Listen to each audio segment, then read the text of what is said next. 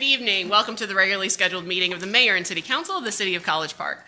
I'm Mayor Bianca Motley Broom. We have a quorum present with council members McKenzie, Arnold, and Gay. And so at this time at 8:02 p.m., I will call the meeting to order, subject to my continuing objections to Ordinance 2024-01 and the omnibus ordinance that this council passed the first week of January in 2024. So our first item on the agenda is the Pledge of Allegiance. I pledge allegiance to the flag of the United States of America and to the republic for which it stands, one nation, under God, indivisible, with liberty and justice for all. I believe Director Stewart is doing the invocation this evening.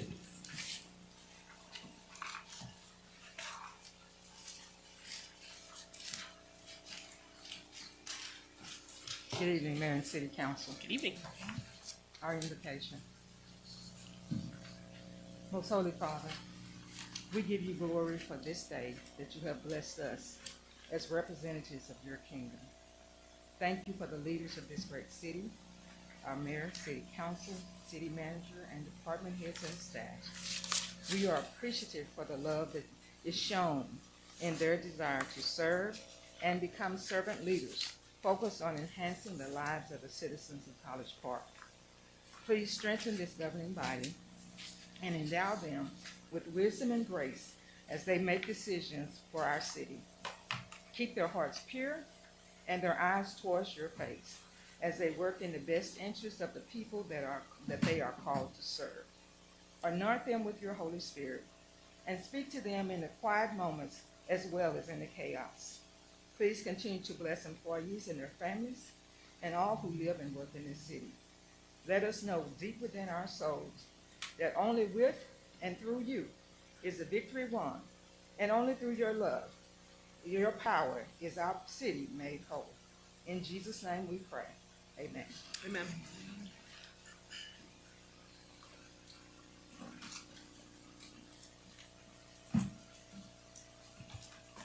Good evening, Mayor and Council. Good evening, Chief. Residents of College Park. I'm going to read the civility pledge. It's posted up on the screen. Please have an open mind. Listen with an open mind as I read the pledge. The way we govern ourselves is often as important as the positions we take. Our collective decisions would be better when different views have had the opportunity to be fully vetted and considered. All people have the right to be treated with respect, courtesy, and openness. We value all input. We commit to conduct ourselves at all times with civility and courtesy to each other. I will ask any individual making comments tonight, please remember the civility pledge. Thank you, Chief.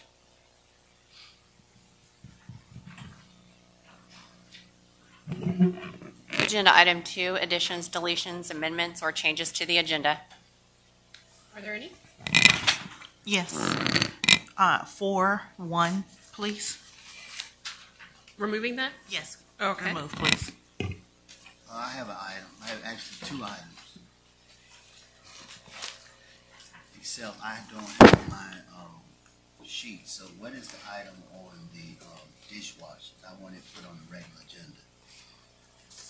And the item for the item for the dishwasher, It is on the regular agenda.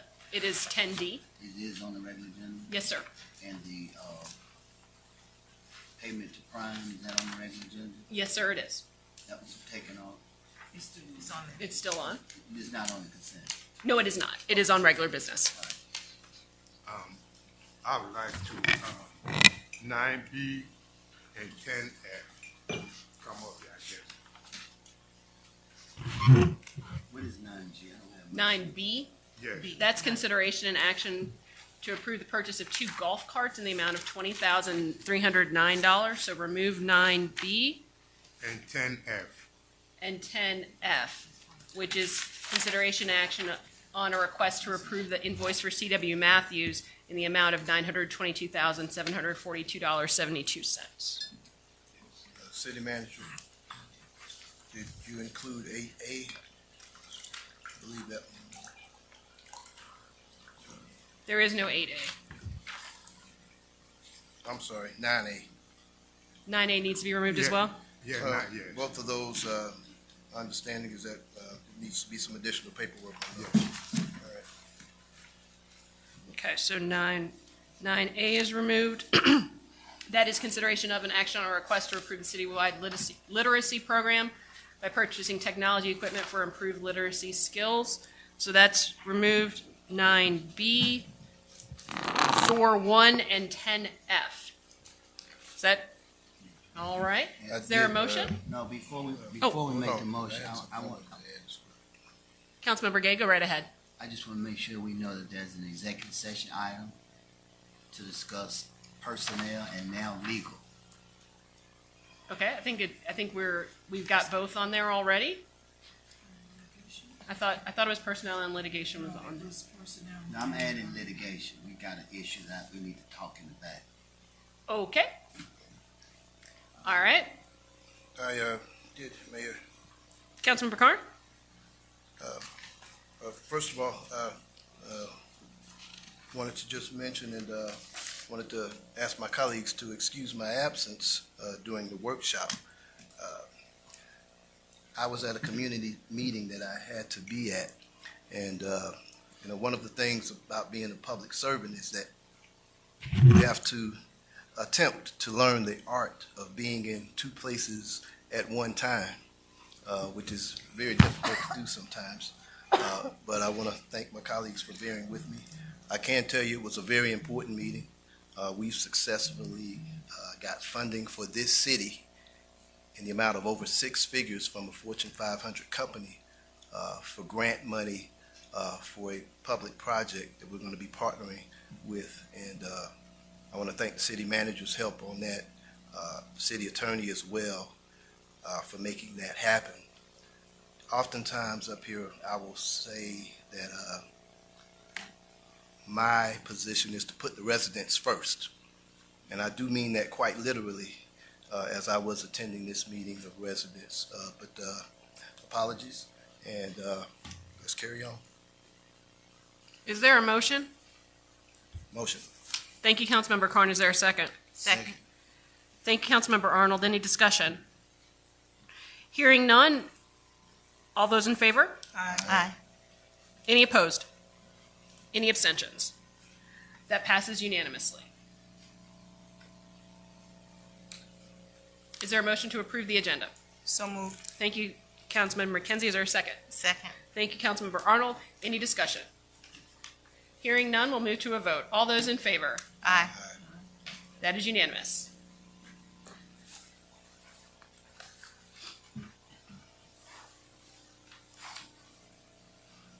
Agenda item 5, presentation of minutes of city council. Item A is special called meeting minutes dated February 24th, 2025, 6 PM meeting. Is there a motion? Motion. Thank you, Councilmember Arnold. Is there a second? Second. Thank you, Councilmember Carn. Any discussion? Hearing none, we'll move to a vote. All those in favor? Aye. Okay, that is unanimous. Thank you. 5B, special called meeting minutes dated February 24th, 2025, 6:30 PM meeting. Is there a motion? So moved. Thank you, Councilmember Arnold. Is there a second? Second. Thank you, Councilmember Carn. Any discussion? Hearing none, we'll move to a vote. All those in favor? Aye. That is unanimous. Item 5C, special called meeting minutes dated February 28th, 2025. Is there a motion? So moved. Thank you, Councilmember Arnold. Is there a second? Second. Thank you, Councilmember Carn. Any discussion? Hearing none, we'll move to a vote. All those in favor? Aye. Any opposed? Any abstentions? That is unanimous. Item 5D, workshop session minutes dated March 3rd, 2025. Is there a motion? Motion. Thank you, Councilmember Carn. Is there a second? Second. Thank you, Councilmember Arnold. Any discussion? Hearing none, we'll move to a vote. All those in favor? Aye. Thank you. That is, any opposed? Any abstentions? That is unanimous. Agenda item 5E, regular session meeting minutes there a dated motion? March 3rd, 2025. I apologize, Madam Clerk. Is there a motion? Motion. Thank you, Councilmember Carn. Is there a second? Second. Thank you, Councilmember Arnold. Any discussion? Yes, page 3, line 85. It says the word up should be out.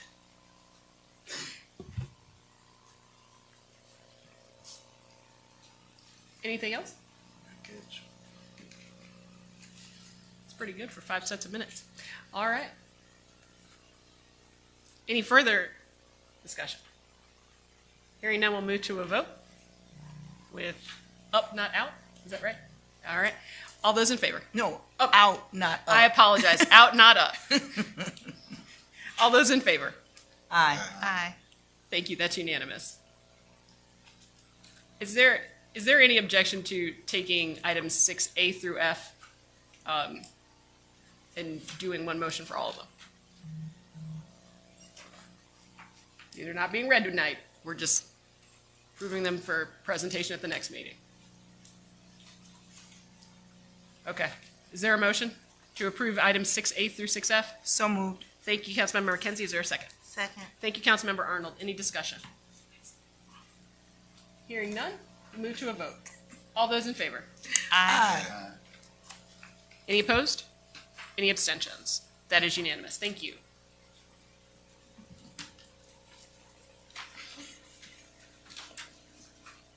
Agenda item 7, remarks of citizens.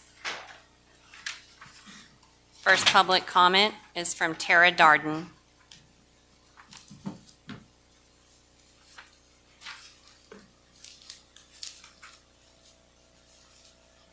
Doesn't look like they're here. Second public comment, Tammy McCune.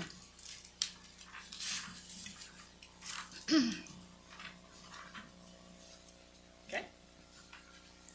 Number 3, Darlene Maddox.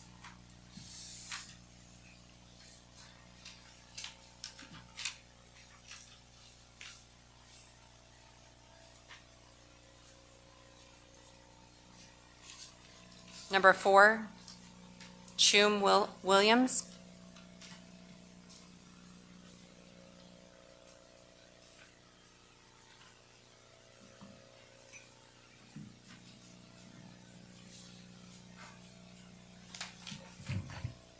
Good evening, Mayor and Council. My name is Chuma, pronounced Chuma, C-H-U-M-A, Williams. I think most of you know me fairly well.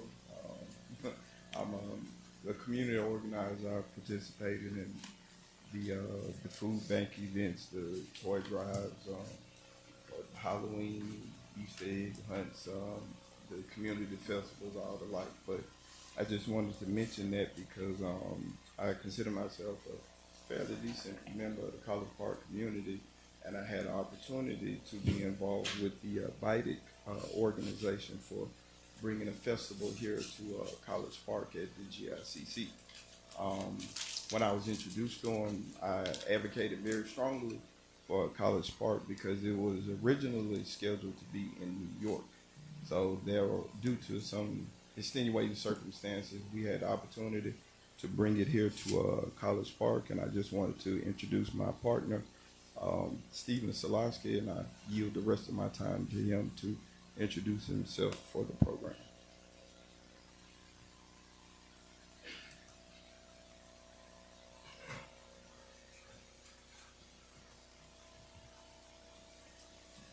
Good evening, Madam Mayor and Council. As my colleague introduced me, my name is Stephen Selassie Esio. I'm a citizen of Ghana from Africa, and I am the president of an organization called BIDEC Incorporated. BIDEC is a bureau that stands for International Development, Exchanges and Commerce, connecting the African diaspora to the continent of Africa. And we have it's a 501c3 registered organization based in Maryland and also in Accra, Ghana. It is my honor to represent a team of brilliant young people of African descent, mixture of people from the Caribbean, from Africa and the States, United States here, that have this organization. And I was privileged to be here in, I think, October or so, when we had the the program, the festival in the park. It was a very remarkable one because I got to see a diverse community of beautiful people with a vision of making America great. It is my pleasure to lead a team that is bringing the festival here to the beautiful city of College Park. Initially scheduled to happen in New York City between the 26th to the 28th of February. But due to circumstances beyond our control, we had to cancel the program from New York and bring it right here to the beautiful city. I believe it's a blessing in disguise for us to be in this beautiful city. So basically, we're hosting a Black History Festival, which is an economic, a cultural, diplomacy, and technology and futuristic program that connects people of African descent globally. And it seeks to invite government officials, philanthropists, private sector players, and artistic personalities to dialogue on business opportunities and how we can connect as people of African descent.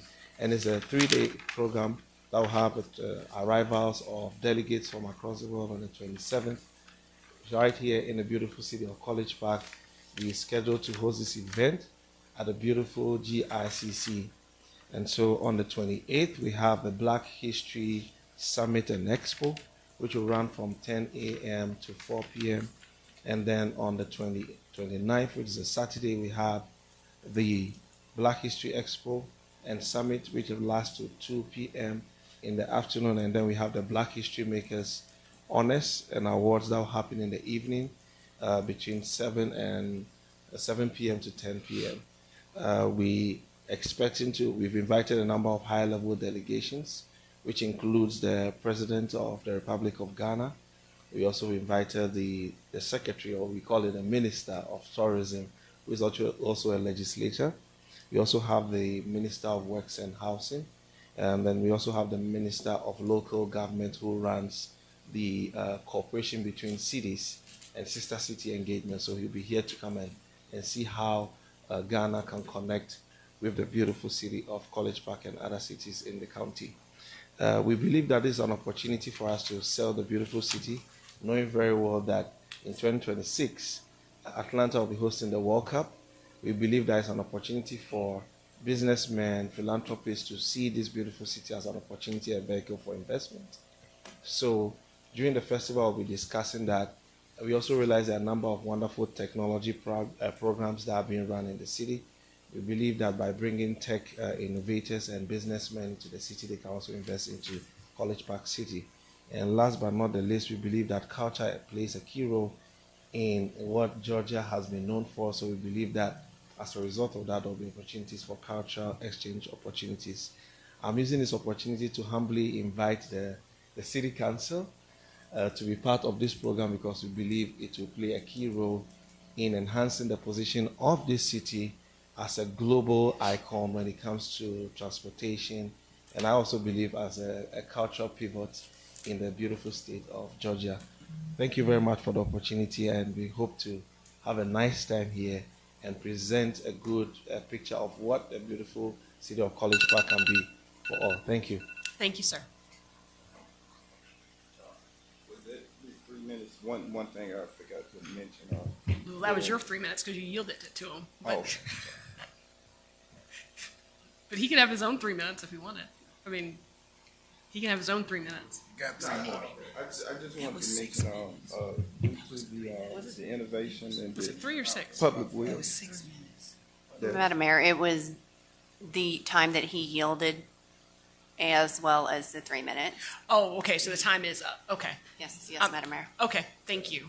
I apologize. I know. Well, That's why that's why we got Madam Clerk keeping time. Next public comment, Holly Rodriguez.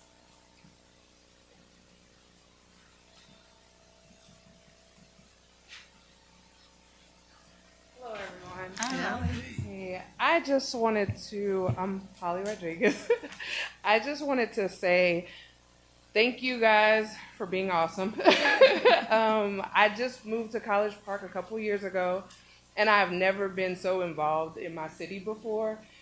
and I've never been able to know my mayor, know my council people, know my city manager. So that's like really important, and I really enjoy it to be able to introduce my family to the mayor doing a walk. And every time my mom sees the mayor pro tem, she's like, hey, you know, it really brings community. And I'm thanking you guys for being that. I also wanted to volunteer my services to help get some kind of navigation together so that we know what organizations are in Ward 1, 2, 3, and 4, so that we can, as a community, know. Because I know me personally, I live off Rugby. And I went to the historical community neighborhood meeting, and I was like, all right, I did it. And then next week there was another one for Rugby, and then the week after there was another one, and I'm like, I'm so confused, I just didn't know. So if we could have some kind of template or map so that we know what's going on, and I would volunteer to help with that, because I think that's important to be able to navigate what's going on here. Also, if I can work with the communications person to come up with some kind of monthly calendar to be distributed to our residents so that we can know. I see in East Point, they have big events and they're packed, and we're next door. So what are they doing that maybe we can do to get our community out? I would, again, volunteer to help see how we can get our community out, because I believe community is very important. One of the suggestions that I have that maybe we can try, just because I'm dealing with seniors now, and a lot of them don't even have emails, if we could bring back a call post possibly, where we can get their numbers, because they're like, I'm like, what is your email? And then I would have to mail them something, where if we had a call post, maybe we could call them up and say, hey, this event is coming. I think that would be helpful. And I don't know how it works for the city, but I know with like a 501c3, they get free ads on the radio. So I don't know if that's something that College Park can get, where we can get ads on the radio for our upcoming events. That's it. Thank you so much. you, guys. Appreciate it. Thank you, Holly. Tanya Austin.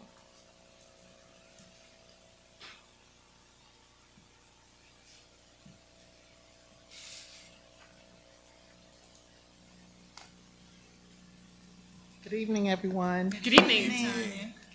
Thank you for having me, and thank you for all that you're doing. And I must note, I observe and I appreciate the civility tonight. It is a much different tone, and I am enjoying being here. So thank you for the way we're conducting business. It means so much. It really does. So I'm really here just to talk about the proposal on the policy to increase pavilion rental fees.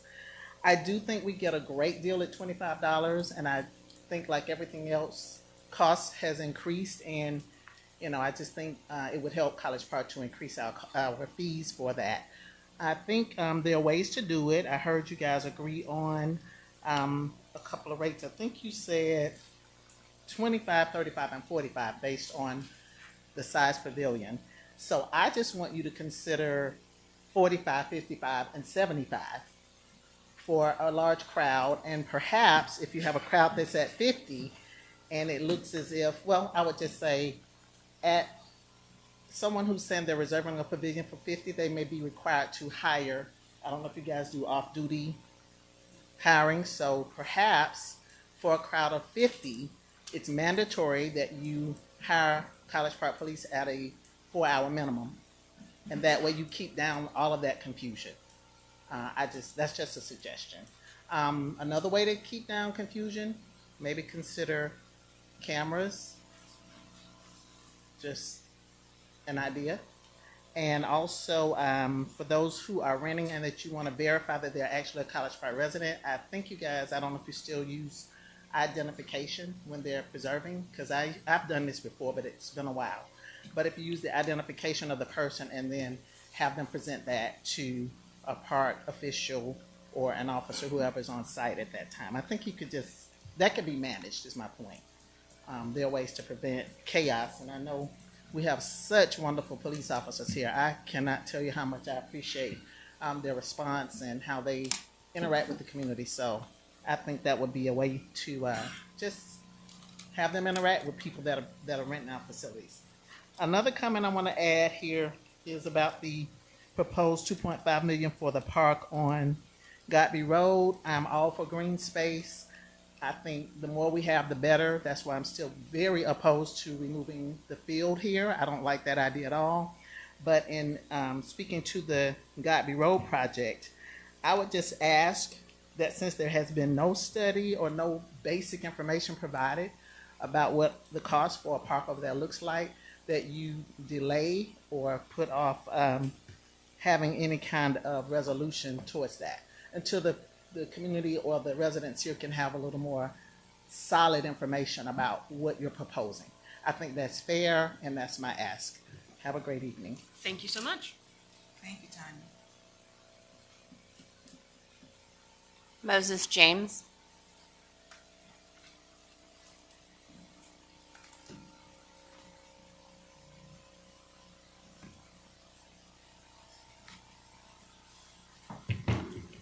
Good evening. Mose James, the 4th Rugby Avenue.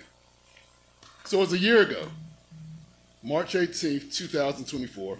I was at home helping my son with his homework when this council quietly added a rezoning item to the agenda at the start of a meeting. No notice to the community.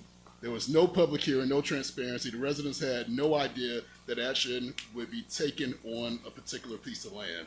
The last-minute move paved the way for Net Zero Energy, a multi-billion-dollar company, to build a battery storage facility in the neighborhood I grew up in. To make matters worse, this community was deceived with the promise of a $1.6 million grant that would supposedly accompany this rezoning. We later learned it was nothing more than a contingency agreement, money the city would get only if they sold out its residents by approving this facility. Since 2021, this community has had concerns about safety, transparency, and the risks of this project that it imposes on its residents. Instead of proving that you are acting in the best interest of the community, this council spent the past year using our tax dollars to fight against us in court, fighting against the very people who elected you. And last week, there was a press release by Denmark where he was celebrating doing a proverbial victory lap at our expense. Let's be clear. This case wasn't dismissed because the rezoning was done properly. It was dismissed because we didn't file a grievance within 30 days. That's it. We simply didn't call out your horse manure fast enough. But let me make one thing very clear.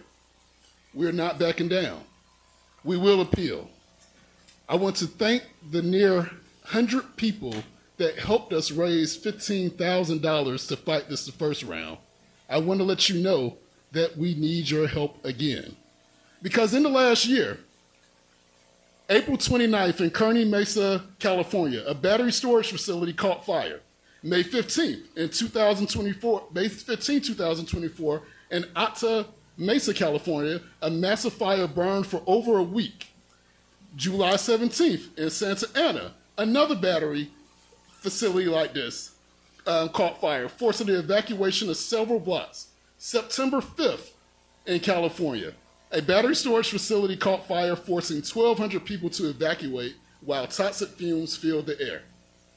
January 16th of this year in Moss Landing, California, one of the largest battery storage sites in the country burned for days, sending thick black smoke over Monterey Bay.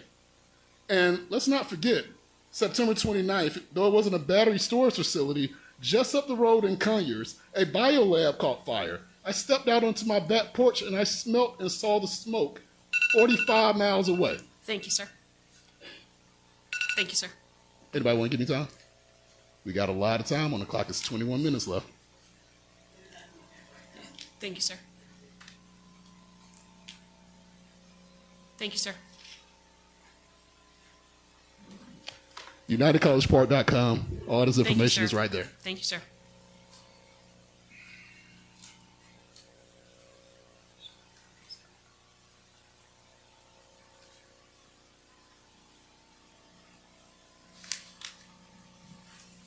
Mayor, we are having technical difficulties at the moment.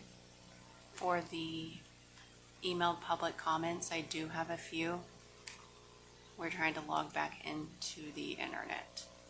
Okay. Okay. access those. So I'm not sure that everyone heard you because you were a little far away from the microphone. Sorry, Mayor. We're having technical difficulties at the moment, logging back into the internet in order for me to read off the emailed public comments. We'll give you a moment there. Should be just a few minutes. Yes, sir. Thank you. Thank you to Mr. Hicks. All right, we're ready? Thank you, sir. Yes, Madam Mayor. Okay.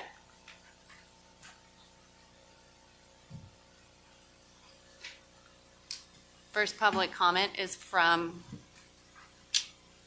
Gloria Abdullah.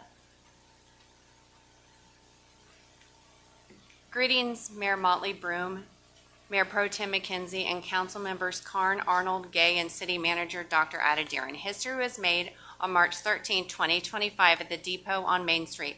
For the first time, a ribbon-cutting ceremony was held to reveal historical markers honoring 11 historical sites in the 1 square mile African-American community in College Park. This community deserves an honorable place in our city's narrative. Installing the temporary signage at the depot, visible for all to see, and later installing the permanent markers is a significant step in acknowledging and honoring this once remarkable community.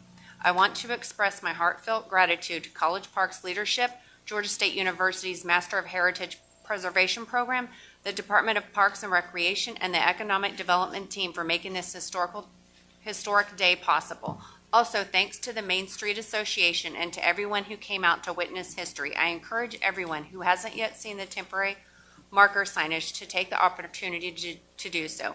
FOA looks forward to continued collaboration with College Park leadership and BIDA as we work together to elevate the legacy of the 1 square mile. Respectfully, Gloria Abdullah, Chairperson, FOA.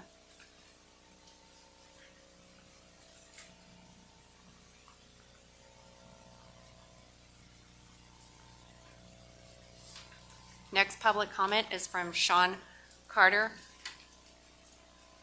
Hi, Council. Collectively, the neighbors on Walker Avenue off Main Street are becoming frustrated with the lack of consistency in messaging and implementation of the law for parking. An officer confirmed that along with Moody's that our street is private. This weekend, we went through cars parking in front of our houses blocking driveways. Multiple cars had to be towed, and we as residents had to drive the charge. What is our council and leadership doing to enforce and mitigate this horrendous situation? And there were 2 photos attached.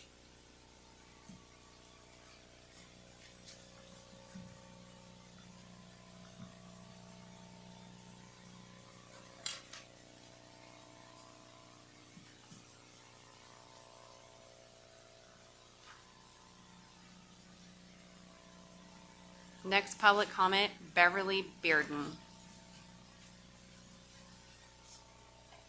Dear Mayor and Council, it is absolutely unacceptable that our community continues to suffer due to the blatant failure of code enforcement to do its job. Renters are treating our neighborhood like a junkyard, parking on the grass and cramming 6 to 9 cars at a single home. This chaos is frustrating, unsightly, and devalues our properties. Long-term homeowners like myself have invested in this community, and we deserve to live in a neighborhood that is properly maintained. Yet code enforcement is allowing renters to disregard the rules with no consequences. Councilman Gay and his family work tirelessly to keep Ward 4 a great place to live, but without enforcement, their efforts are being undermined. When I called Jerry Silver to address these violations, I was met with excuses and an unwillingness to act. If he refuses to enforce the law, then we need someone in his position who will. The city managers must step in to ensure that code enforcement is staffed with competent personnel who will do their job. This issue cannot be ignored any longer. We demand action. Sincerely, Beverly Bearden.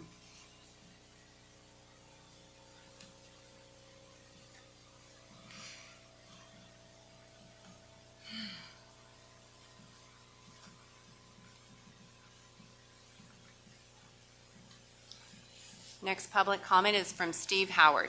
Greetings, Mayor and Council. I'm writing to express my frustration and disappointment regarding the lack of action on a serious issue affecting my property. Back in October, a tree from the property next door fell onto my yard, causing significant damage and costing me nearly $6,000 out of pocket. Now here we are in March, and not only has there been no resolution, but a larger portion of that tree is still leaning onto my yard. Despite my wife and I calling and visiting City Hall multiple times, Code Enforcement Officer Jerry Silver has failed to take this matter seriously. The only response we ever get is, "I'll reach out to the owner." Meanwhile, I'm left dealing with a dangerous situation, wild animals coming into my yard, and no accountability from the property owner. I can't help but feel that if this had happened in Ward 1, the tree owner would have already been cited or even arrested. But here I am months later still dealing with this mess. This is unacceptable.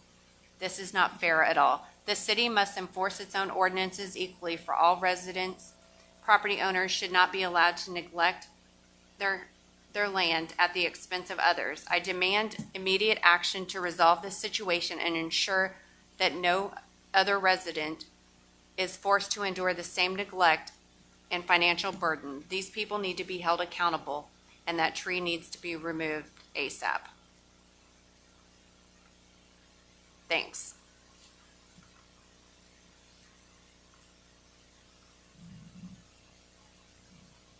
Next public comment from Brad D.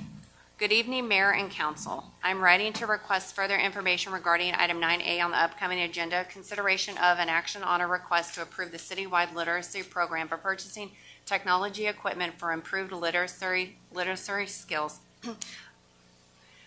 Upon reviewing the 3 quotes provided for this item, I have identified some inconsistencies that require clarification. Specifically, quote 1 is addressed from Amerimex Solutions to SWA Connect, not to the City of College Park. Quote 2 is addressed from EZ Reach Mobile to SWA Connect, not to the City of College Park.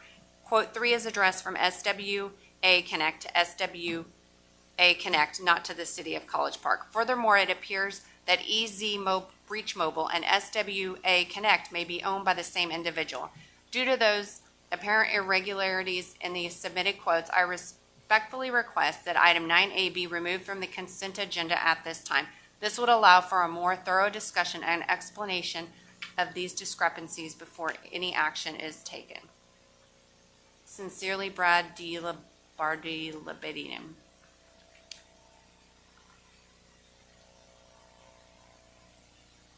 Next public comment, Michael Harris. Mayor Pro Tem and Council, I was elated to learn that you are considering giving Miss Gloria Abdullah a proclamation for the work she is doing in our city to help preserve the history of the original African Americans of College Park. We appreciate her efforts to enlighten and shine on the vital information that profits our community as a whole. That is the end of the public comments, Mayor. All right. Is there additional time for people in the audience if they wish to speak? Yes, Mayor, there is 21 minutes and 14 seconds left. All right. If anyone in the audience wishes to speak, they can do so at this time.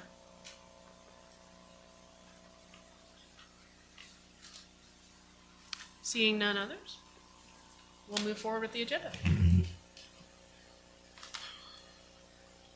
Item 8 is public hearings. We have no public hearings this evening.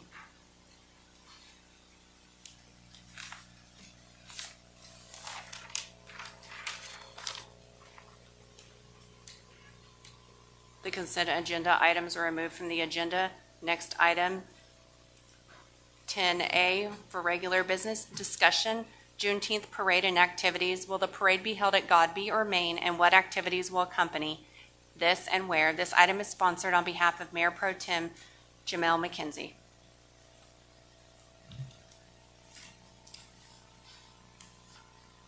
While Michelle is coming, I just want to say that I've had a couple people text me, ask me if I'm okay. I'm not okay. There's a major fire going on at 3445 Almond Drive in my ward, and the buildings have been ablaze for about an hour. So I just ask that all persons that are watching, if you're hearing my voice, just say a prayer, just bring some good thoughts or some good energy wherever you are spiritually to our residents that are at Almond Drive. And I will get there as soon as I possibly can after this meeting. So just if I seem a little different, please understand that's what's going on. Ms. Johnson? Good evening. So yes, there's a discussion on where we would like to host the Juneteenth parade. So with the Christmas parade, we had moved to Godby Road and moved back to the Main Street. So staff was working towards thinking that the council and the body would look at Juneteenth being held at Godby Road to try to access to all sides of the city. So we are here to find out where the body would like for us to move forward for the Juneteenth parade.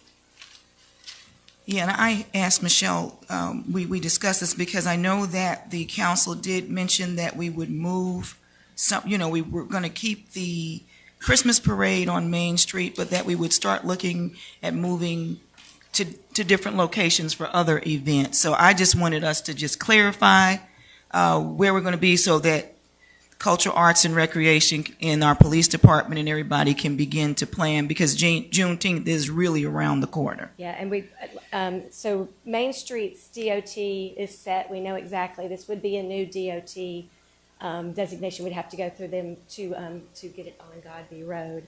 And I did talk to Officer White, who works with me on those parades I'm putting in with a Major Paniagua too, or Sergeant Paniagua, on that, that DOT, that just things to think about for the Godby Road, that we would be closing down the entire street for Godby Road to make sure it'd be closed for some time.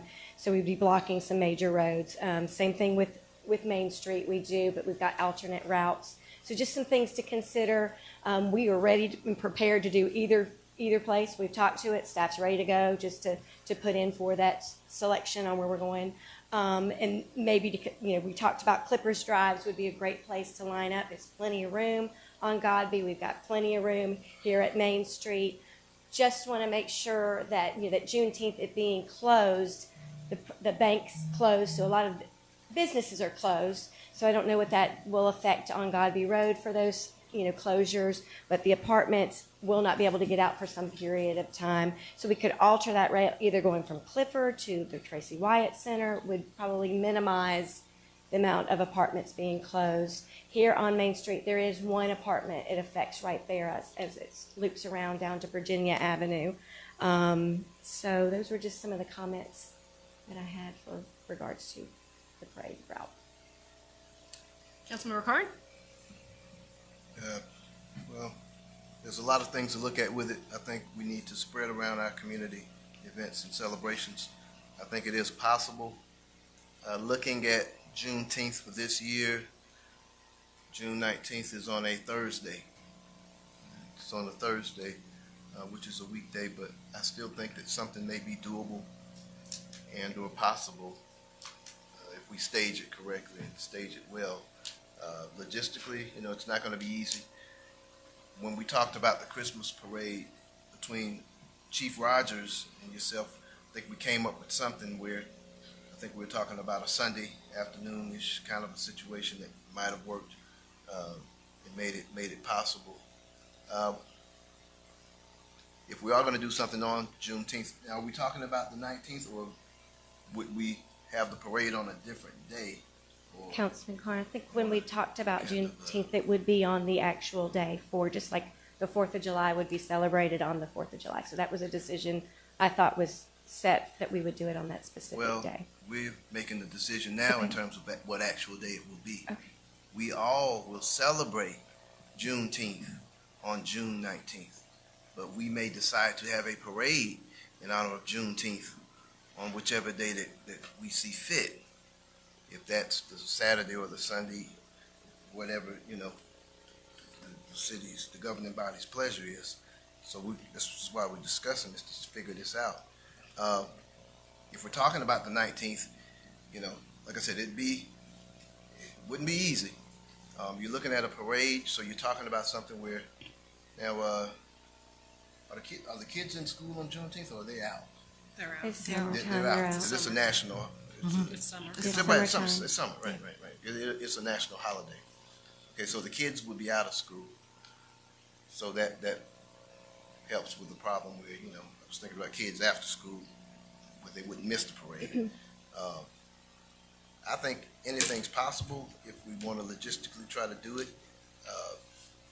If you all are interested in looking at, the actual parade being on the Saturday or Sunday, which would be the 21st or 22nd, I'm fine with that. I'm fine with either way. I support it 100%. The more people get to participate in citywide type activities like this, I think the better.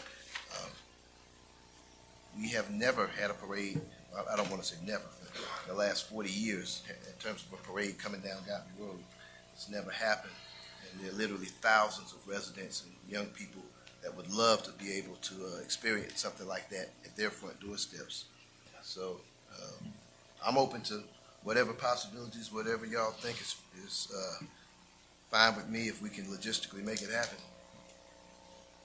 Councilmember Arnold?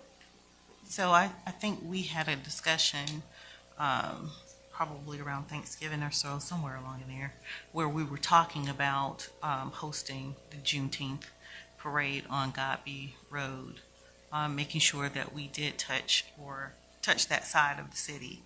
And so I definitely am in support of us doing the parade. Now, whether or not if it's on the 19th or, as Councilman Carn said, on a different day, there are other factors that we have to take into consideration. We have that week, I think, is also a training week for us for GMA. Yeah.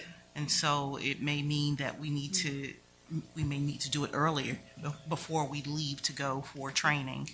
So possibly the Saturday or Sunday before. And then families still get to have the holiday to themselves. But I would like to see it on Godby Road.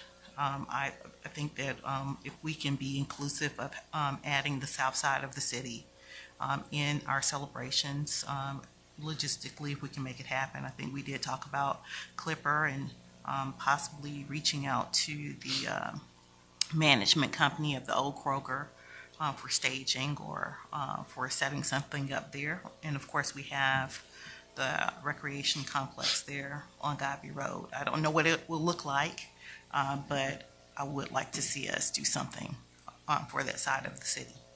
Thank you. Councilmember Gay? I think the south side would be a great place to have it.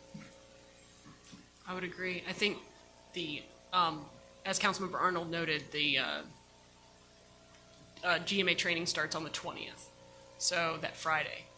I think we managed to have a 4th of July parade on the 4th of July, and there's something really special about Juneteenth itself, and it'd be great if we could make it happen on that date, in my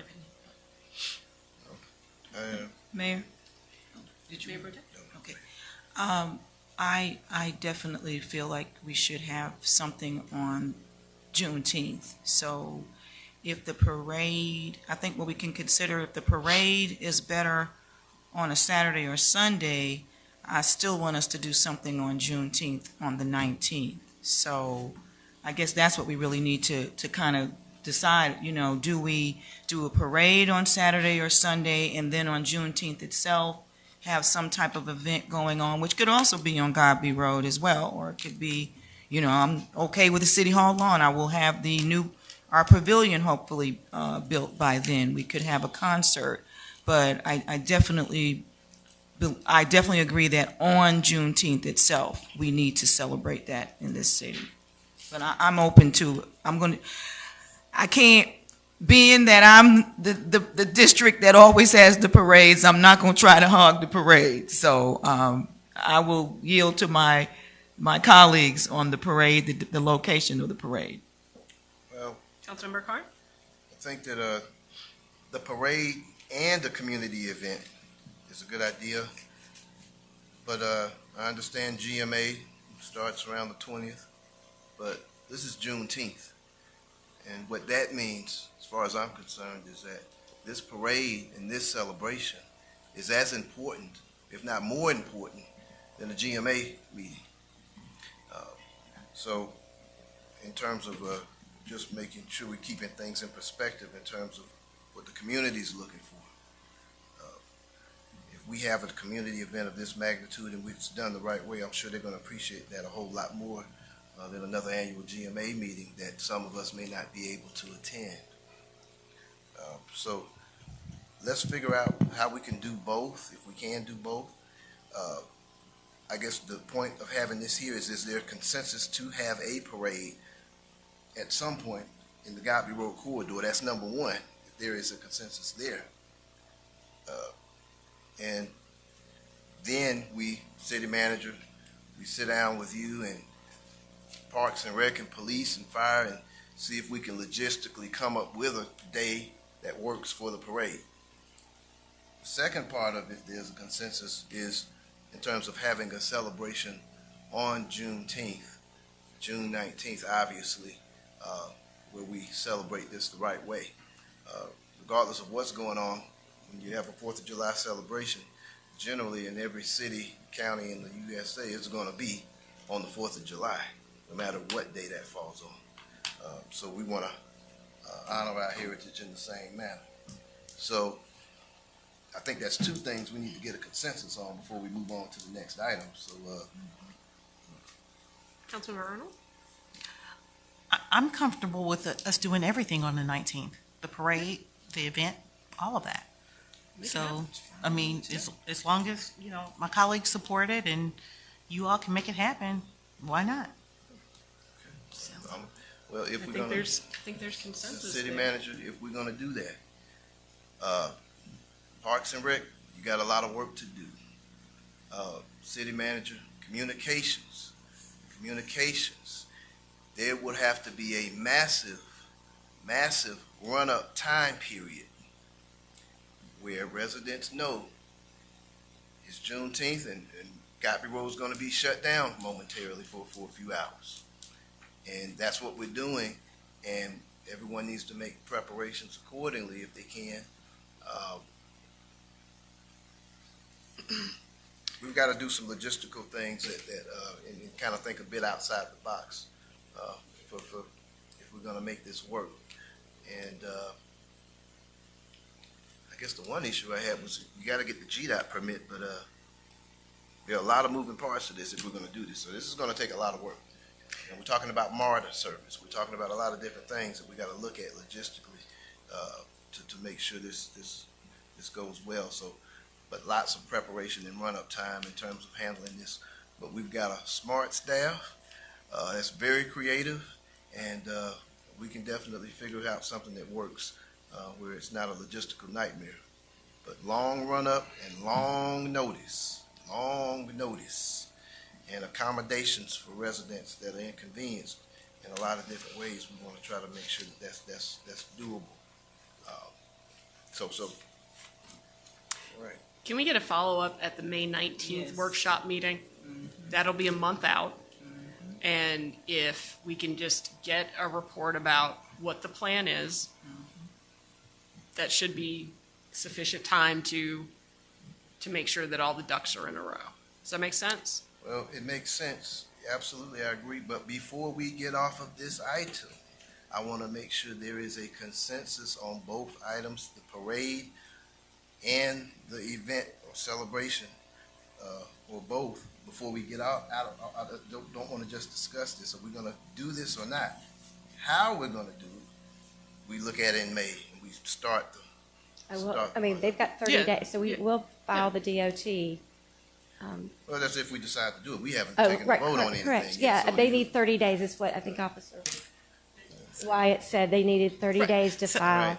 So, Councilmember Arnold? So we'd jump on that. so I'd like to make a motion that we will host the Juneteenth parade and event on Godby Road for 2025. Thank you, Councilmember Arnold. Is there a second? Second. Thank you, Councilmember Carn. Any discussion? Hearing none, we'll move to a vote. All those in favor? Aye. That is unanimous. Thank you. Mayor, just back to piggyback to what you were saying, though, I still think that at this point, we need to get an update because we're moving forward with it, but if there's going to be any reason why we're having hurdles, we need to know at the May 19th meeting so that, Yeah, we're pretty good. Yeah. okay. even before this, it was mentioned that it may be on Godby. So, rec and law enforcement, we have already had started preparing Okay. to have the parade on Godby Road. So a lot of, if that was the consensus, we had already did a lot of legwork, not waiting till the last minute. Okay. So, at the next meeting, we'll give you all the plans, but everything will be in place. The parade will go without a hitch like we've done every other parade. Okay, so then that means that in April, you will get back? Yes, ma'am. Yeah, okay, thank Yes, you. ma'am. We just want to make sure that we're moving forward. Yes, ma'am. That's- The only thing is we, with GDOT, and that's why Michelle wanted to bring it up, because we needed 30 days, in order to get the permit, which would not be a problem. This gives us more than enough time Okay. to do so. All the other logistics, we have already started preparing for. All right, excellent. Thank you so much. Thank you. No, wait, Ms. Johnson, I think you're the next one as well. Agenda item 10B, consideration of and action on a request to approve to increase of pavilion rental fees in the parks. This is located in Ward 1, Ward 2, Ward 3, and Ward 4. Is there a motion?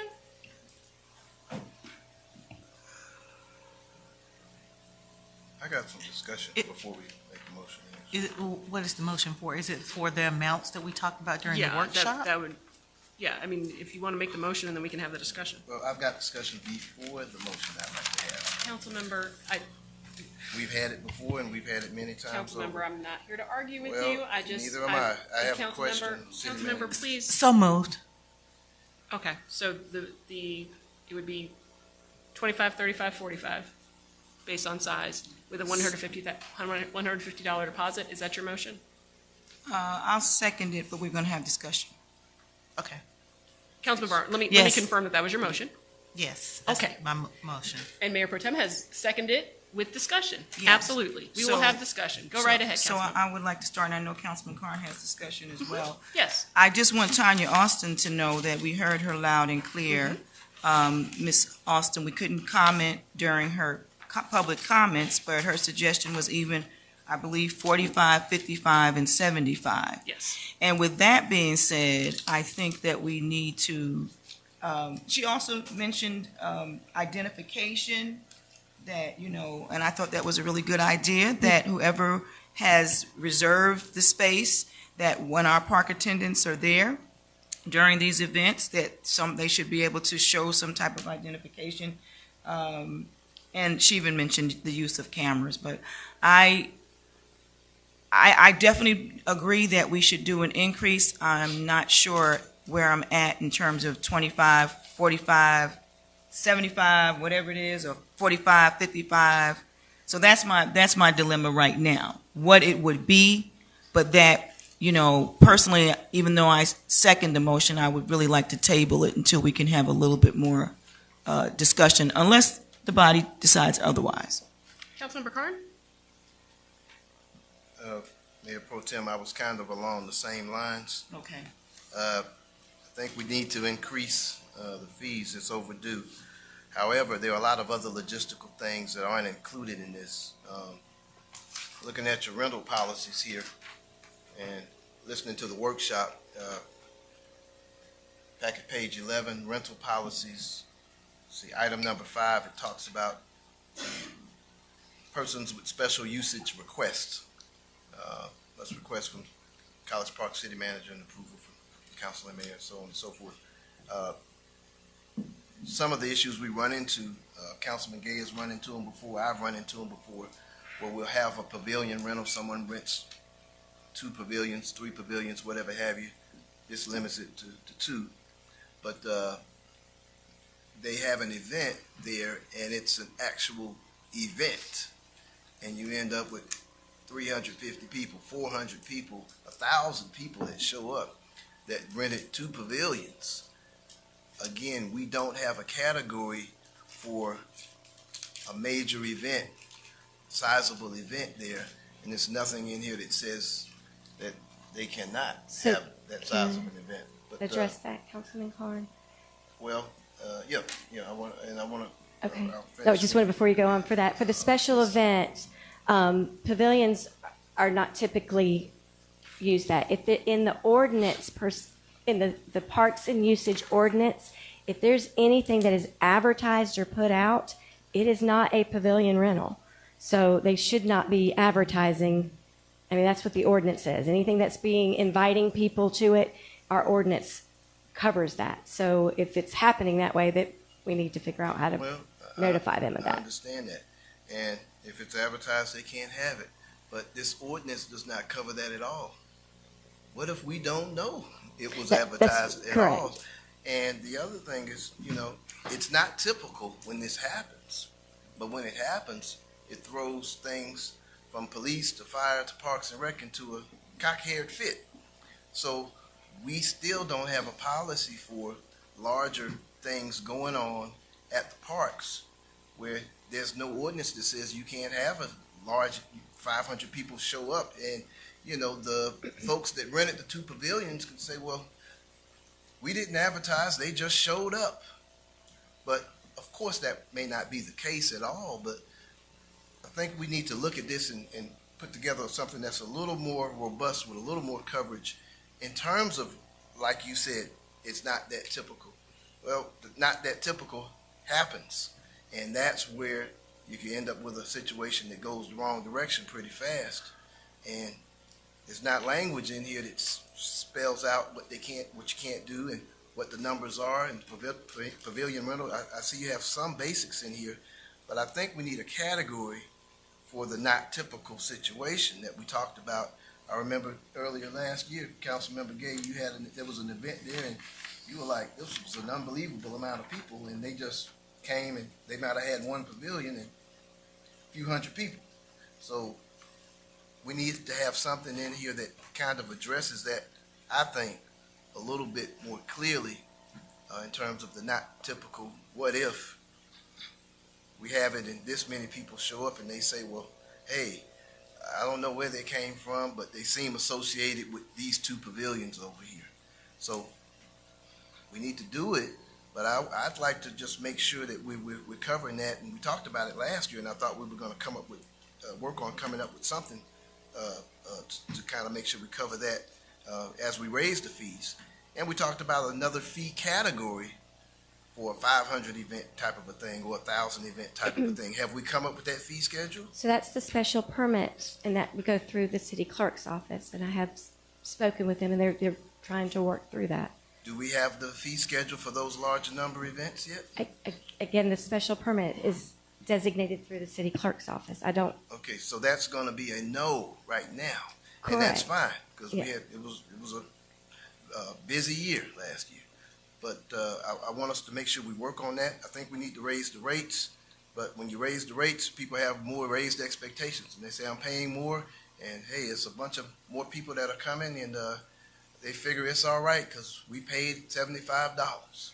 So I want 1,000 people, and they'll say they didn't advertise. So let's just make sure we're Right. So if there is a group that calls that wants to rent the soccer field, they come through recreation. We direct them straight to the special permits because that would come in front of y'all to give the guidelines and the requirements for police and for staff for the usage. So our ordinance does address that.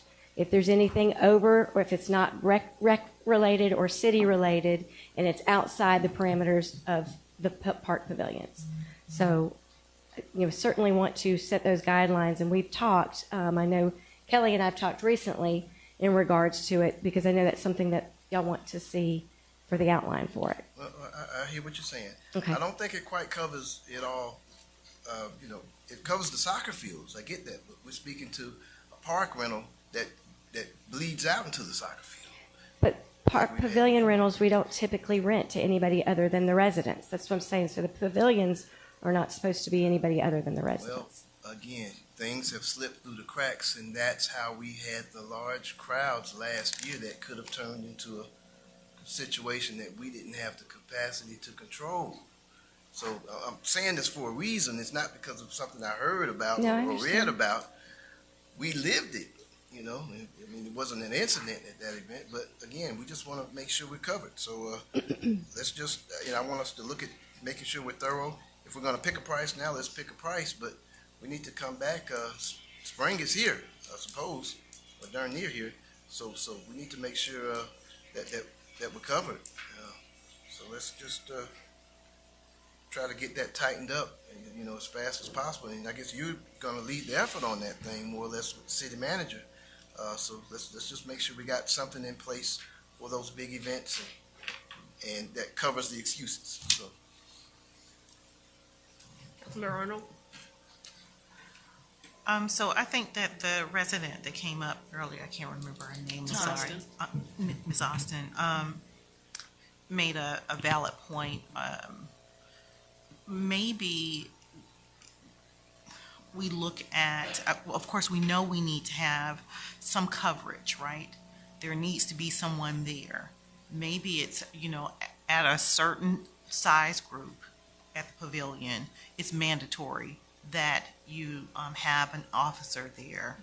That officer is checking and verifying the ID of the individual to make sure that that person is who they say they are, as far as the rental is concerned, and that the officer is there for the event, for the rental. And so that means that whoever is renting the pavilion is responsible for paying whatever the rate is for the officer to be there. Maybe that's one thing, along with whatever it costs for them to rent the pavilion. Maybe that will also help to address some of these other items and concerns that have come up where people have others that come out and participate, and it turns into being something that it was never designed to be to begin with. It's just a thought. Councilmember Gay? No comment.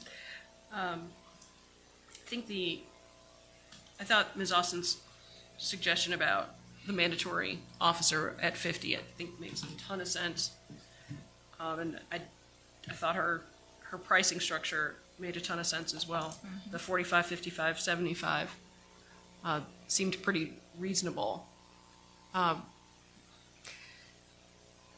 I really thought her idea about the presenting an ID makes sense. And I think that's regardless of size, honestly. If we're going to have a park attendant there during the season when folks are renting, then before, when people show up to rent, they can say, we've got, you're here at Pavilion 1, I've got Jane Smith assigned to reserve this spot. Can I see your ID? You're Jane Smith. All right, have a great time. But that there's some level of verification on the spot would seem to make some sense to help verify that the folks who are renting it are indeed there and present and responsible for that area at the time. But I understand that for your department and moving forward, time is of the essence because you want these the new rates, if there are going to be new rates, in place before April 1st, correct? Correct. Because that's when rentals start. Correct. So, Councilmember Arnold, I know that you made the motion. Mayor, I have discussion still. Okay, Mayor Pro Tem? Yes, ma'am, thank you. I really believe I'm of the most, I know that I seconded the motion, but I really believe we need to table this because first of all, what we've been presented with tonight says $35 an hour, and that is what the public has been able to see. And even through discussion in this meeting, we have come up with this, that, and the third. I am not prepared to vote on any legislation that I can't see. So I think that we need more time to iron this out. So I'm going to remove my second of the motion. Okay. She withdrew her second. Well, again, Michelle. Councilmember Carn. So there's no second. There is no second, no. Michelle, so is that motion died? Basically. Unless there's someone who wants to second it. All right. So we might see it back. Yeah. Michelle, when we bring it back, which we need to at the next meeting, again, spring's pretty much here, y'all. Have you taken a look at some of the other pavilion rates in some of the neighboring cities? City of Atlanta, for instance, Yeah. what's their rate? Yes, Councilman. You did have that. Yeah, in May of 2024, I presented that information on the agenda packet. I did not re-put that back on, so my apologies. When I bring that back, I will add that information to it so you can see it also. You might want to consider updating that in case some of the other outfits have updated. You know, prices are up all over the place. Well, So some of those rates may have updated. Yeah. Were we south of the city of Atlanta? Yeah, even if we were substantially. I think $75? South Fulton was probably the closest. My information's back there. I think they were like 30, I don't remember what I said, 30, 40, 50, around that range for small, medium, and large. And then there was some issues. There was liability insurance was required for a lot of the facilities for the pavilions too, in case there was some damage done. But we did a survey in April of 2024 when I brought this to look at in May. So, you know, not quite a year for those numbers. But I will come back with, but I just want to make sure I understand the piece that you're looking for more teeth on the bigger groups. I think the police will help with if it's 50 plus, the identification. They do have their rental agreement. They're supposed to show when they are showing up for their rental, but I think an ID is, so those rules I can get with legal to kind of discuss and make sure we have an actual draft for that contract or whatever we need for that next meeting. I think you should get with the city manager on all of that to discuss first thing. I also think Mrs. what's her name? The young lady that came up. Miss Austin, city manager. I think it'd be a good idea to maybe sit down with her as well, and Michelle. And you know, anytime residents want to come and help out in terms of some expertise on whatever have you, you know, people say we use the same folks that are community partners and contributors and stuff. Well, we do, because there are not a lot of hands that go up to help out. But my thing is, any resident, you want to help out this city and you want to participate in ways that you can help make this city better, come on in here and come with it. We want to know, we want the help. Dr. Jasulu and everybody else, hey, they stepped up to the plate. But, you know, people say, well, Dr. Jasulu, how'd you get so close to working in partnership with the city of College Park? Or Ms. Willis, how'd you get so close? And Mr. Granville, how did you get so close to working with the city of College Park? Well, the answer is, well, it's not a long line. There's not a lot of people that want to roll up their sleeves and put in that kind of work. So anytime we got a resident that wants to do that, hey, bring them to the table. Bring them to the table. So yeah, let's so we want to come up with all of those ideas and add some additional things and look at what Atlanta has in terms of their pricing and regulations, and we don't have to reinvent the wheel, but I think we need to put a whole lot more meat on the bone than, you know, the insurance requirements are good, the police, everything, but let's flesh it out, because we have very popular parks. So. Mayor, I'd like the privilege of making a comment on this. Mayor Pro Tem? Thank you, ma'am. I understand. Here's the thing. We talk about things being last minute, or we're right here, the spring has come, but we've had a year, and we've had a year to work on this. I personally do not like being rushed into something because we're on a deadline or on a tight rope. So I'm requesting that in the future, when we see things like this, months before now, that we start working at things on this. There is nothing that says that we have to increase our park fees this year, okay? So if it gets to the beginning of the season, everybody, and we just don't have this together, we'll do it for next year. There's no hurry. We've been doing this like this for 100 years. That's an exaggeration, okay?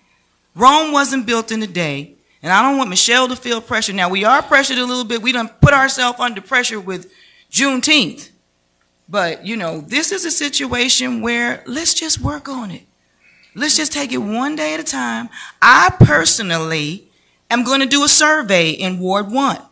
And I'm going to ask my residents to let me know what they would like to pay to rent out the park and what they think the stipulation should be, because Ms. Tanya is one of my residents. I'd like to hear from her. I'd like to hear from other people, because the rental is only for residents of the city of College Park, and the residents deserve to be able to say, this is what we believe would be fair. This is what we believe should be asked and requested of us. So where I stand, if it takes another 365 days to reach this, because that's how long it takes to get some feedback, that's where I'm at. All right, so we'll move on to the next agenda item. Thank you. Agenda item 10C, consideration of and action on a request to add a stop sign on Janice Drive facing north due to excessive speeding in or near school zone, sponsored by Councilman Roderick Gay. Is there a motion? Motion. Thank you, Councilmember Gay. Is there a second? Second. Thank you, Councilmember Carn. Any discussion? Hearing none, we'll move to a vote. All those in favor? Aye. Any opposed? Any abstentions? All right, that is unanimous. Agenda item 10D, consideration of an action on a request to approve the purchase for Strategic Equipment LLC in the amount of $166,622.68. This is a request from Interim Convention City Director Giannis Barner. This invoice is for the replacement of the commercial dishwasher. This transaction has been classified as an emergency purchase. Is there a motion? Motion. Thank you, Councilmember Carn. Is there a second?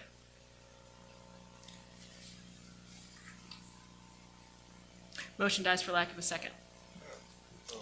Hold on, the city manager. Wait, the motion died for lack of a second. There wasn't a second. I understand that, city manager, and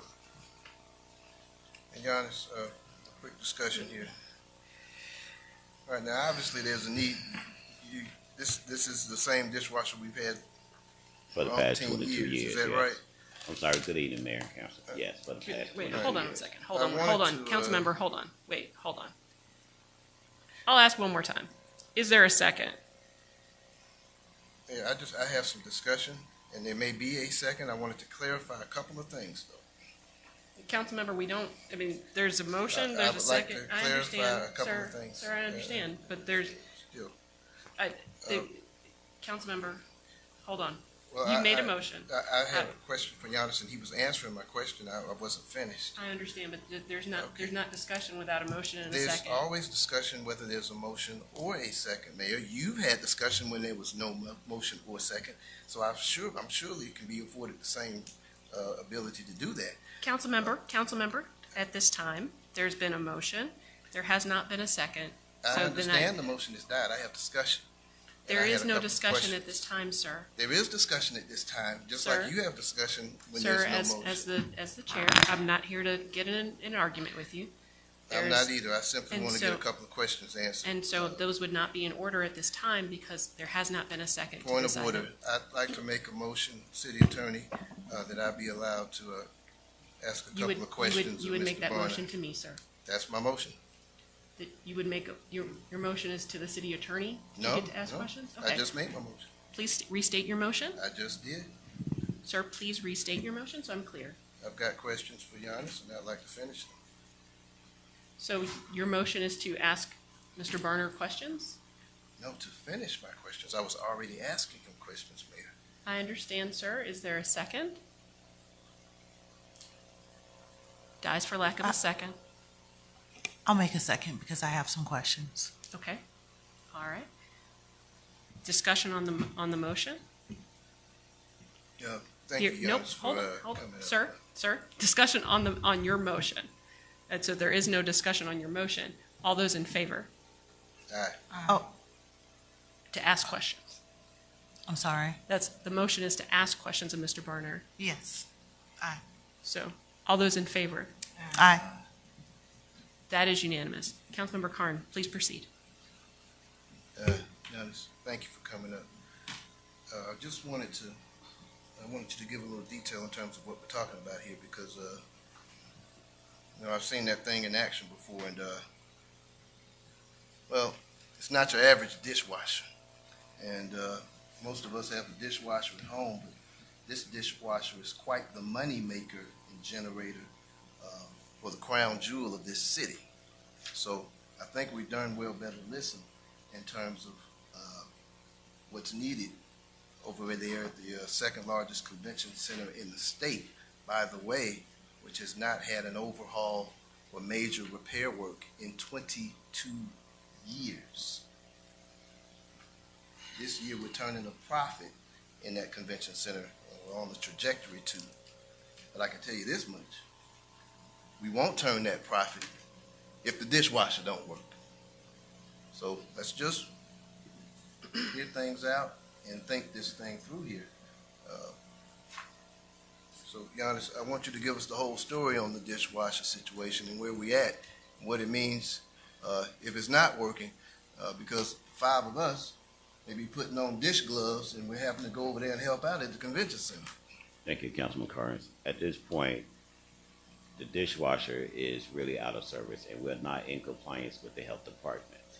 And on all our large functions right now, we are packing up our dishes and we're taking them off site to be washed, and that is kind of getting costly. So right now, we have to be in compliance for the next health department. When they come out next month, we have to be in compliance in order to keep operating at GICC. Our small functions, we take all dishes over to the arena to get them washed. But our large functions, we are now subbing it out for them to wash the dishes and to return them. Councilmember Arnold? So I'm looking at the documentation, and it says that this is a budgeted item. So if it's budgeted, why is it an emergency? Let me apologize for that. It's in this year's budget now, though we just did the budget for next year. It was not in the budget last year. When I looked at the budget last year, it was taken out of the budget, and I don't have a reason for that. I'm confused. That's not making sense to me. I budgeted this year. When we did the budgets for next year, So it's I not a put it in the budget. Oh, you're saying that it'll be in the budget It for would be in the budget. 26? Yes, for 26. It was not in the budget for 25. When I look back at the budget, it was taken out of the budget for 25. So it's not budgeted? It's not budgeted. Okay. Councilmember Gay? Mr. Giannis, here's my issues, okay? Yes. And you just said that you've been taking the dishes and contracting it out. And the smaller dishes you've been taking next door. My issue is you've had ample time to do a procurement. Emergency is if there was a life and safety hazards, not to be construed with a health department inspection. In fact, the health department is there to make sure that we don't create a life and health and safety. My issue is you come up here several times with these real large items. You can get what you want, but that's going to be a process, and that is called procurement. Now, I know we don't have a person in purchasing. We should, but we don't. So you can't bid. This can't fall under emergency. And if the lawyer want to carry your water on it, then that's going to be some more conversation we're going to have tonight. Because this is not emergency. Madam Mayor, Wait, hold on. Mr. Denmark? I kind of want to echo those comments. I think that we have to be extraordinarily careful on procurement matters and how we define an emergency. And we have a definition of emergency in our purchasing policy, and I'll bore you if you'll indulge for just a second, please, to read it. Emergency purchase. The definition is a purchase made without following the normal purchasing procedures in order to obtain goods or services quickly to meet an urgent and unexpected requirement where health and public safety or the conservation of public resources is at risk.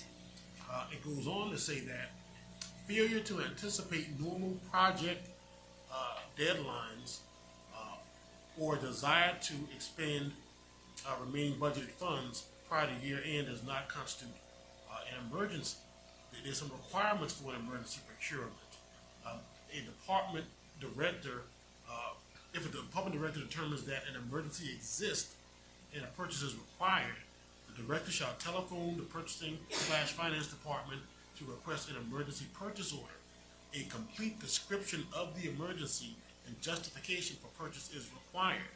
The purchase must be valid and not just the result of poor planning. That's in our purchasing policy.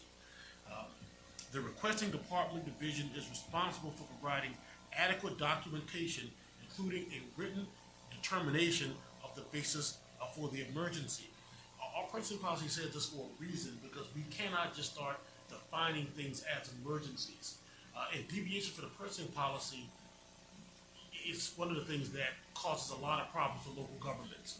So I would strongly encourage us to adhere to our own written purchasing policy. When we define things as an emergency, it should be in writing, it should be justified, and if we've been dealing with something for 6 months or a year, we can't then come to say, oh, it's an emergency. So I would be very cautious about that. Well, Thank you, Mr. Denmark. Councilmember Carn? Well, I hear what you're saying, and we want to make sure that we're legal, absolutely. I mean, just from the stance of what I'm hearing, technically is more or less two categories of emergency purchases in one sense. This does not constitute a health or life safety emergency necessarily, but we've had many instances where, like this instance, it does constitute an operational emergency. Operations and the ability to provide services in terms of us being a hospitality city, in addition to the fact that we're talking about a facility, again, that's 22 years old, that's in need of some things that do need replacement.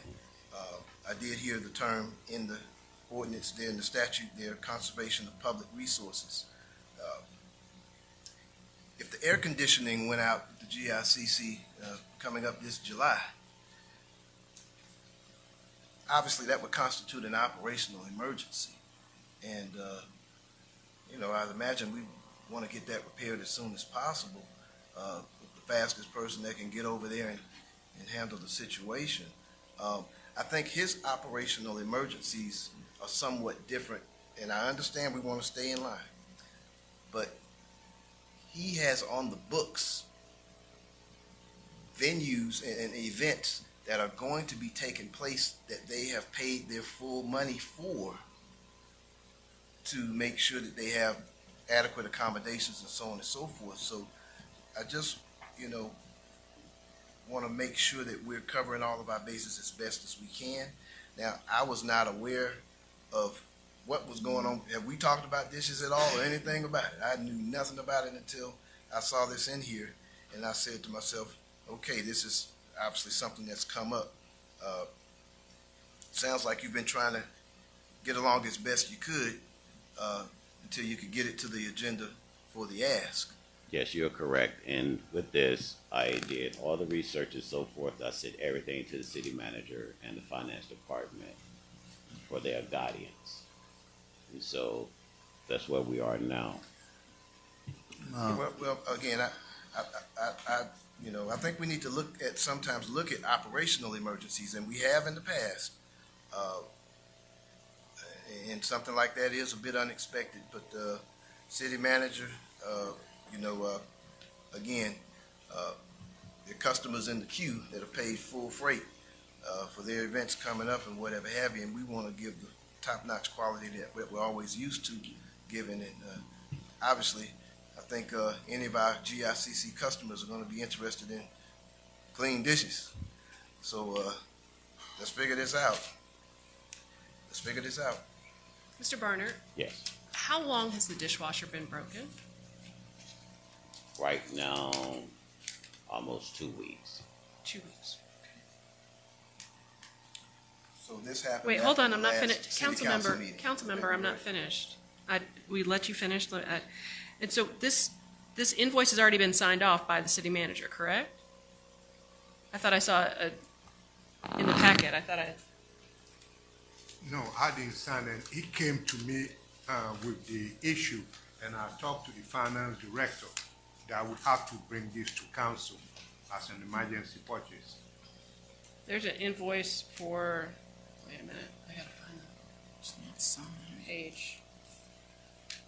It was brought to my attention last You week. see it? Yeah, I got it. 3/12/25.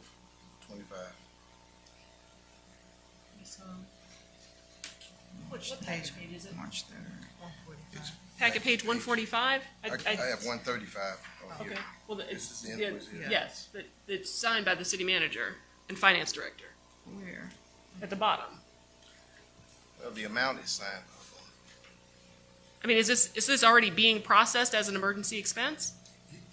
Well, I've discussed it with the finance director because he came, this just this is not nothing to purchase anything. This is an itemized item that I approved. Then from there, this kind of amount comes before you all to be approved. Finance haven't paid or done anything with it. So, Mr. Jackson, nothing's been paid? No, nothing's been paid. Okay. Nothing. So, Mr. Barner, why was this vendor selected over the lower cost vendor? Well, after speaking with a lot of my colleagues, in the, especially at the Georgia World Congress Center, I chose this company also when their dishwasher went down. They have 8 dishwashers that this company has worked on. And since then, since replacing those dishwashers, they haven't had any problems with them. Wait, hold on. Councilmember Gay had. Listen, let me be clear. Yeah. I have no problem with purchasing a dishwasher. But are we gonna pick and choose what side of the opinion of the lawyer we gonna be on? So if it works for one person, we gonna choose the lawyer's opinion. If it don't work for the other person, we don't choose the lawyer's opinion. The man just said poor scheduling does not constitute emergency. He just said that. Second of all, you got time to bid this out. And I'm still talking. I'm not gonna sit up here and argue all night, but I'm not voting publicly for no $200,000 because you want to get something done quicker than what the process allows. Get a contract procurement lady in here, a person, and bid it out properly. And then the other thing is when we got our packet, these other bids were not even there. I had him send y'all those bids. Those bids were not in there, just had an invoice. And am I right? Did I not call you? Yes, you did. And did you not tell me that you gave them to the city manager? Yes. And and he not put them in our packet? So the thing is, I'm not going to say all night, but I'm not voting for it. Councilmember Carn. Needs to be bidded out. There's no motion for it. I hear, well, again, I hear what you're saying, and I agree with you, council member. We have to follow, city attorney's guidance. We want to be within guidelines and the procedures. But I do not think, based on what I heard, that this was poor scheduling at all. Our last council meeting was March 3rd. That was over 2 weeks ago. Now, my understanding is that this became a problem that you were aware of Yes. after that meeting, Yes.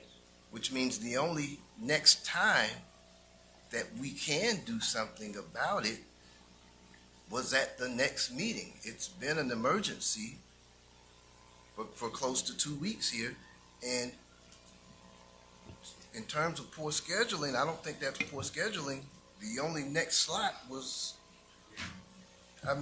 here today, so we want to be in proper, positioning. Now, if we're here tonight and it wasn't on the agenda 2 weeks ago because it hadn't really occurred to happen. Correct. So now, if we had no reservations on the line next week, in the next 2 weeks, then perhaps it can wait until April. But I would imagine you might have clients between now and then, as you did for the last few days. Yes, we do have that clients. you were aware of what Yes. happened. But so I think he put it on the very next schedule that he could catch.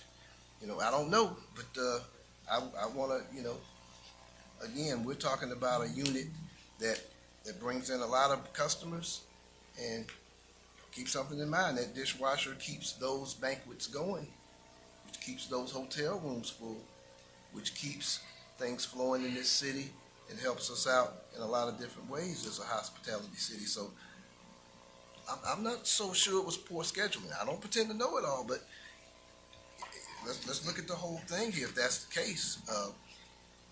Mayor, can I make one more comment? I'll leave it at that. Councilmember Gay? I'm not talking about poor schedule. It's not an emergency.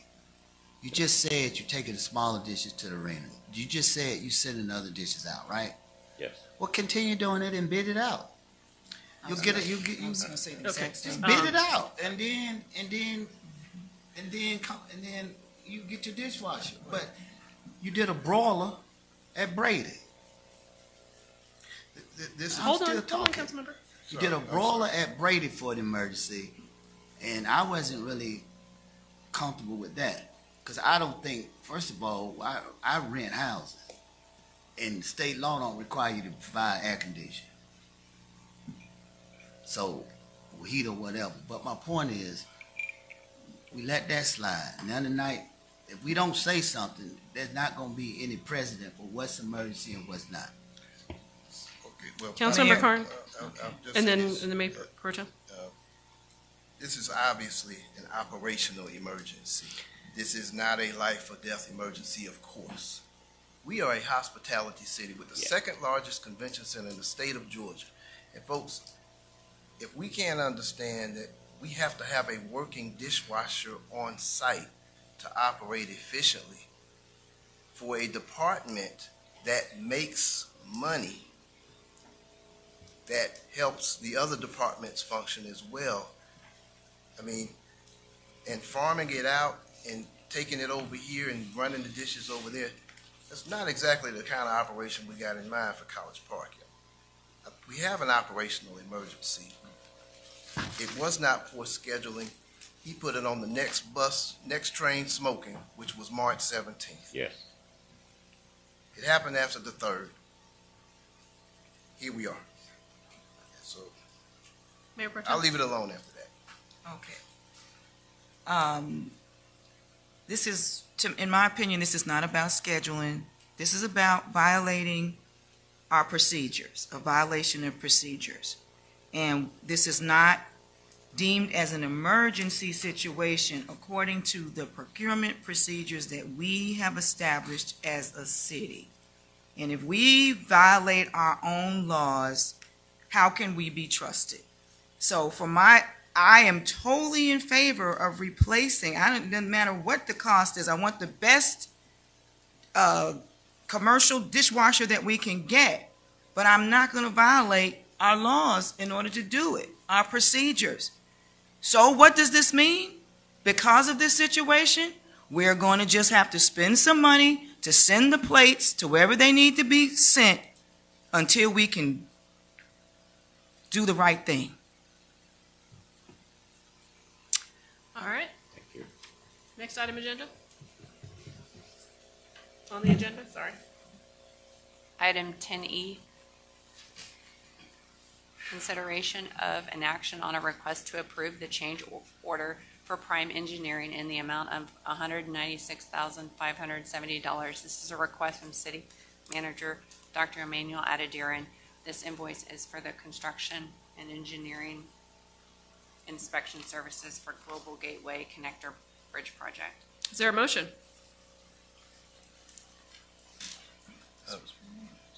Dr. E, I have a quick question before we vote on this. Councilmember. I have some discussion. I understand. Mayor, we have discussion before we vote on Councilmember, items all the time, and you Councilmember. do it as well, but you have no problem when you do it.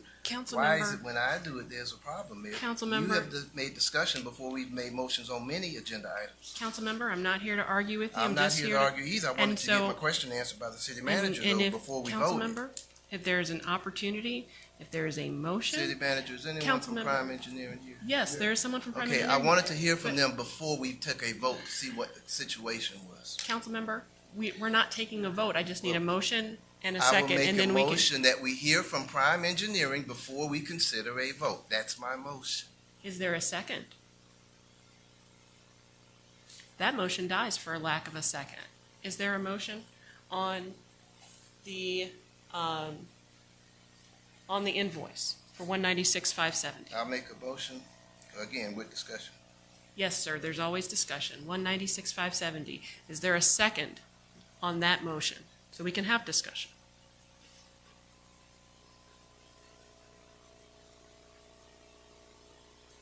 Motion dies for lack of a second.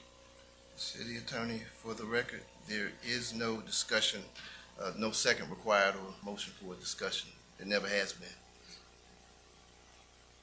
So, okay, that's incorrect in terms of Robert's rules, but if you'd like to state that for the record, that's fine. That's not incorrect in terms of Sir, this I'm council not- embodies policy, and you have had discussion before Sir, anyone's sir, made a motion on agenda items. sir, So if it's I'm good not- enough for you, Mayor, it should be good enough for the rest of us. I'd like to discuss this and hear from Prime Engineering before we take a vote. You've done it dozens of times over and over again. You've had discussion before we've taken a vote when an agenda item was announced. Sir, So, respectfully, you're out of that's, order at this time, and I don't think there so. is not a, I understand that. And so, that Again, I would like item to hear 10E, from Prime Engineering I before understand. we take a vote. And it's Th- just There a hasn't simple been, request. there hasn't been a motion, there hasn't been a second, so there is no action on this item. Well, And so again, we'll, sir, at this time, we're going to keep on moving forward. Madam Clerk, what is the next item?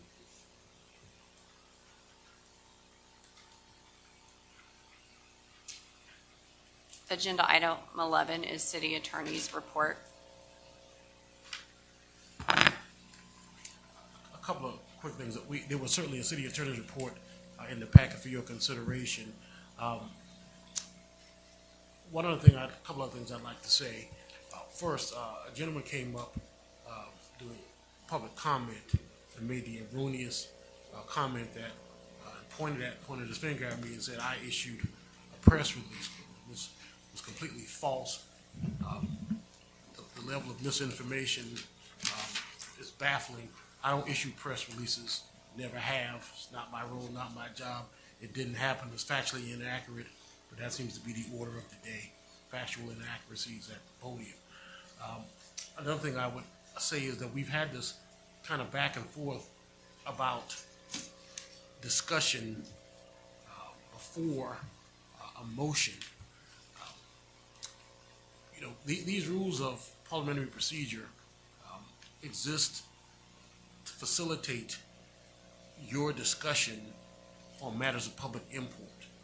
And so if the rules don't suit you and are not consistent with the public good, I would encourage you to introduce legislation that would address this matter. We use Robert rules by default, but we can certainly, and we have, introduced legislation that created different rules that we thought better suited this body, as opposed to having a back and forth at every single meeting about recording stopped. Motion. Mr. Curry? Okay. I would encourage you to introduce some legislation that will speak to this issue with finality. I think that the discussion is counterproductive. It slows down the meetings. It's unnecessary. We can fix it. I think we should. I'll be happy to draft something for the very next meeting. Thank you, sir.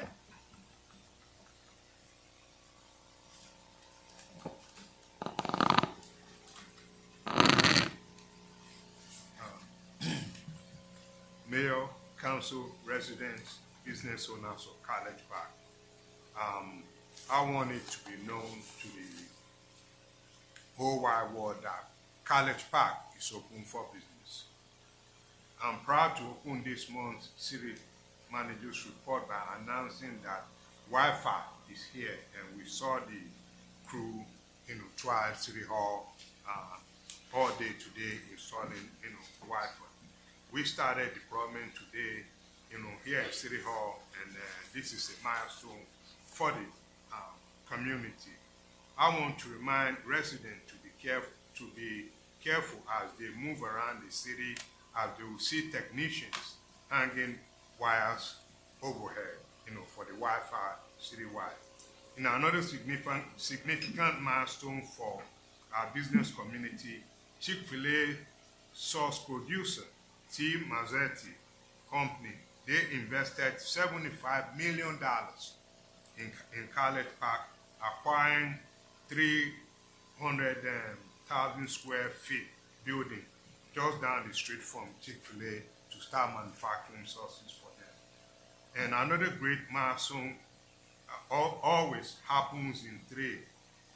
This is the Power Up College Park. So this over $14,000 has been raised by this Power Up, and out of that, $7,350 has been used to help residents in need. As we continue to gather support, I will encourage our community members to get involved, as Councilman said earlier, whether through donation, volunteering, or spreading the word about the vital initiative. Together, we can ensure that no resident faces burden of utility bills alone. I want to applaud everyone who has contributed to these funds. And in an area that's always top of the city, the fire department brought in 2 new units, and that's my report. Thank you, sir.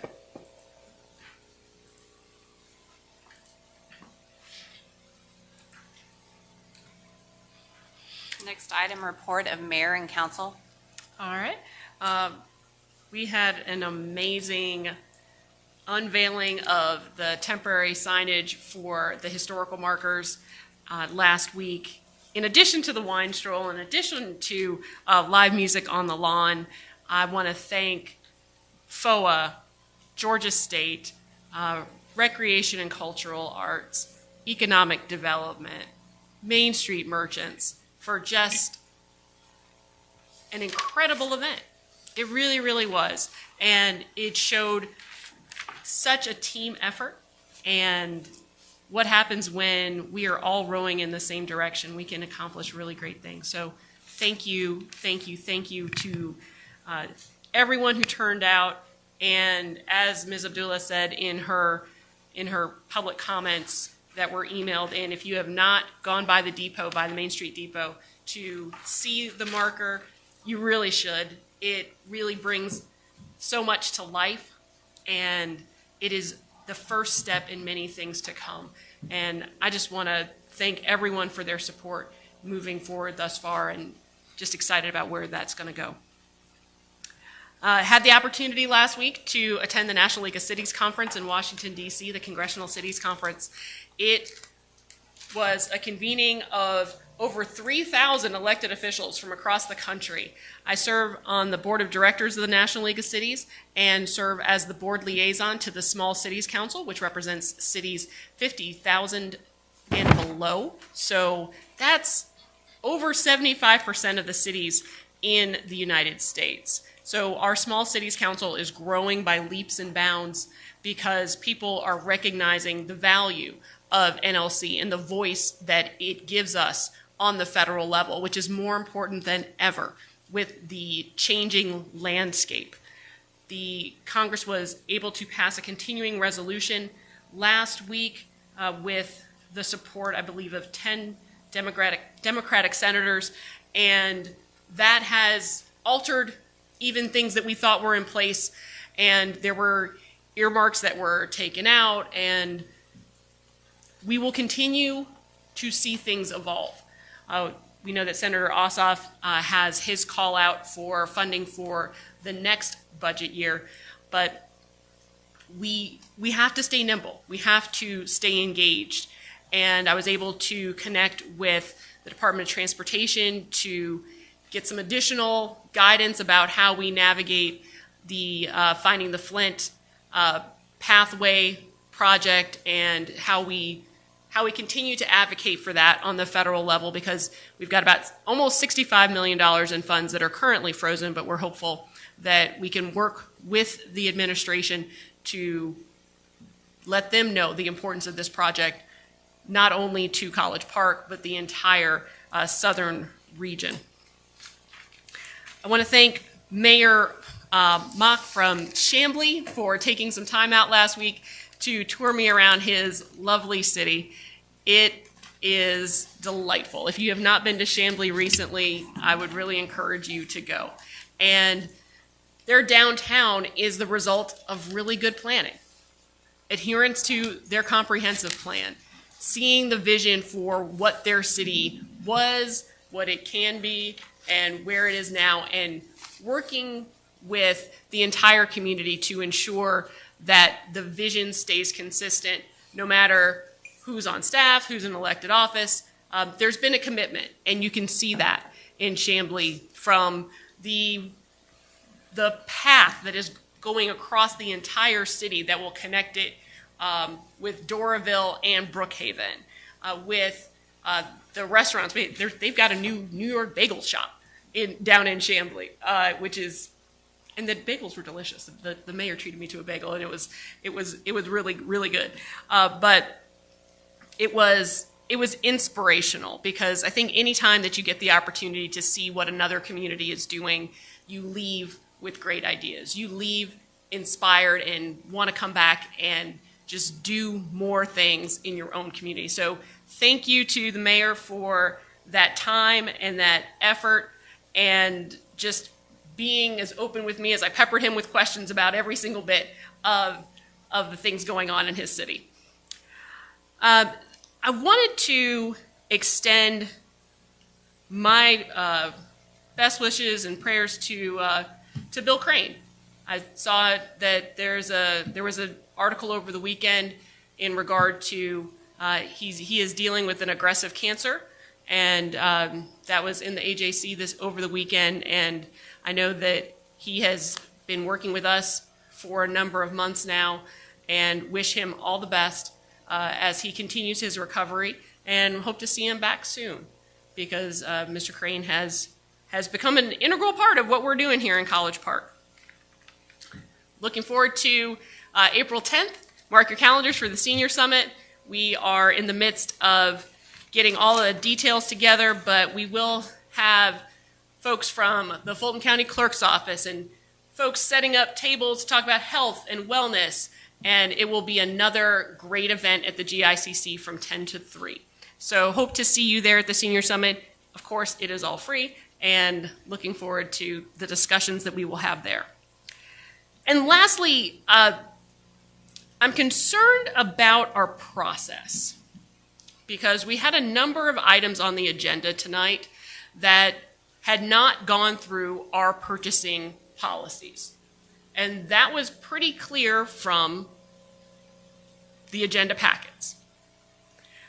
So I'm not sure what's happening from a process standpoint, but we should be making sure that any purchase over $10,000 is going through the proper procedures. And any purchases under $10,000, I think they're supposed to get three quotes, right? Is that correct, Dr. Adediran? Not in all cases. Some cases, yes, and not in all cases, ma'am. What is that delineation? I'm sorry. There are some cases where it's like a sole source, and in those cases, that's the only places where we can get the goods and services from. But for most part, we get 3 quotes. Yes. So for under 10, you get 3 quotes, but then it actually goes through a formal process at $10,000 and above. And above, yes, ma'am. Okay. Yes. So unless it's a sole source, but that's I would think that's relatively rare, but I don't know. But the golf carts, the tablets, they simply didn't follow our procedures. And we had items over $10,000 that were placed on the agenda where there was 1 quote, or there were 3 questionable looking quotes. But to Mayor Pro Tem's point, we've got to do things the right way, and we've got to do things in a transparent manner. So I would hope that moving forward, we would not see that type of item get on the agenda again without the proper vetting, because it shouldn't come down to me asking questions on Monday about it. We've got a lot of checks and balances in place, and we've got some great people in place to make sure that we are all dotting our I's and crossing our T's. So that's all I've got, Mayor Pro Tem. Yes, ma'am. Before since you did mention Bill Crane, I just wanted to give a little update on him. Bill did undergo surgery. The surgery was successful. He is now home. He's actually been discharged from the hospital and is staying with family.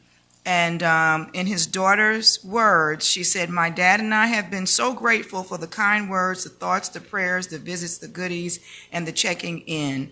And so Bill is doing well. Continue to keep him in your prayers. And Mayor, thank you for mentioning him.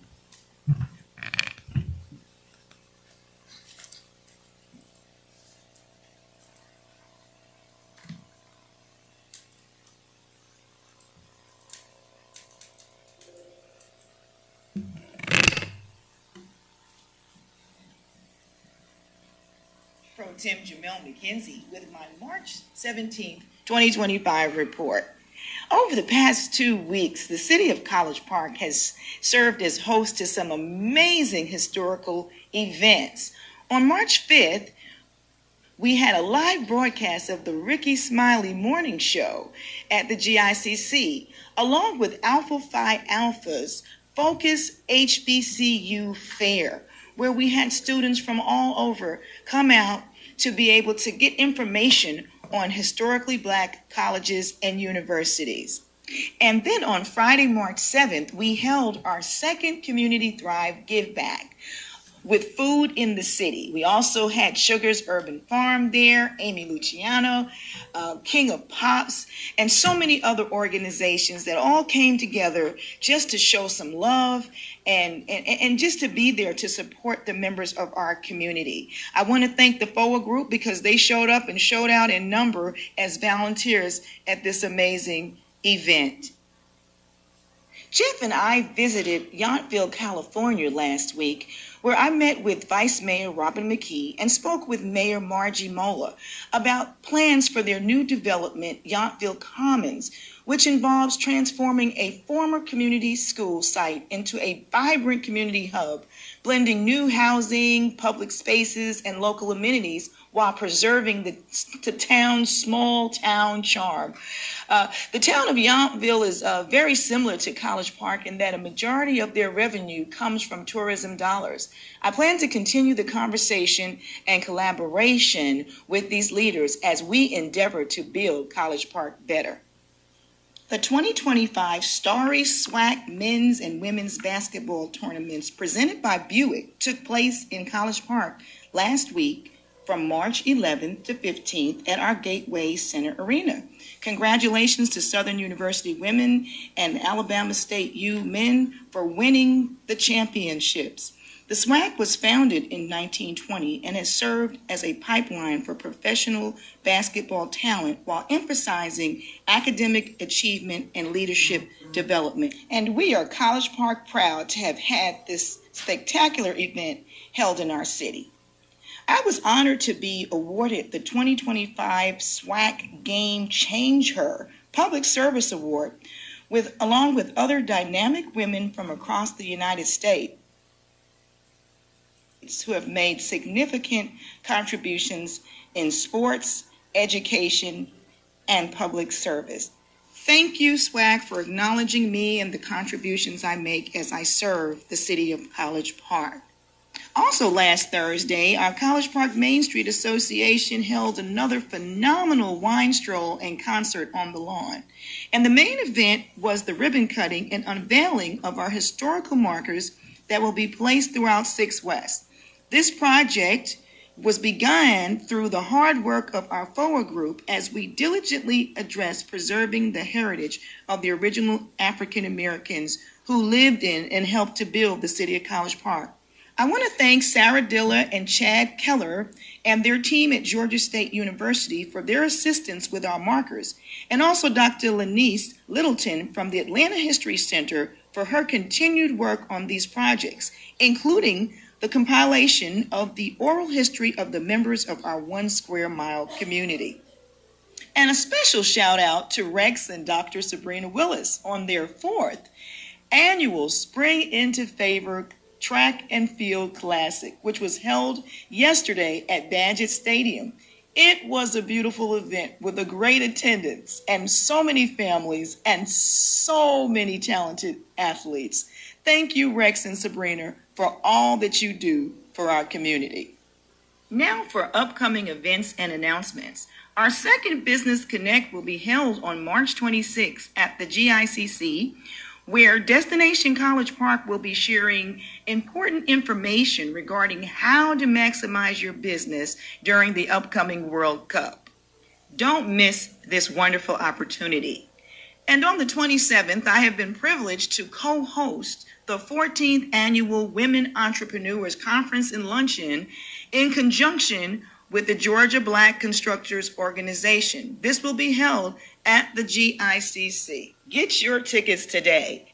And later that evening, I will serve as guest host on WCLK for their signature serenade program as they celebrate their 50th anniversary of broadcasting to the Atlanta community. Our Ward 1 community meeting will be held at 10 a.m. on Saturday, the 29th, at the Public Safety Building. Come out and get the scoop on what's going on in our Ward 1 community. Our community garden is coming along as we prepare for the grand opening of the Senior Technology Lab and Community Garden at the Brady Center, which will be held on March 29th at 2 p.m. We hope to see you there. And finally, a community rally supporting the Brady Recreation Center is planned for March 30th at 3 p.m. As many of you are aware, the Brady Recreation property has been a hub of our community since 1955. The Brady Center, which was referred to as the gym if you're from the old College Park, has a rich heritage that has both touched and helped to shape the lives of countless residents of the city of College Park. Tonight's report ends with a clip from our wine stroll on Main Street. Have a great evening. This is Mayor Pro Tem Jamel McKenzie, building College Park better.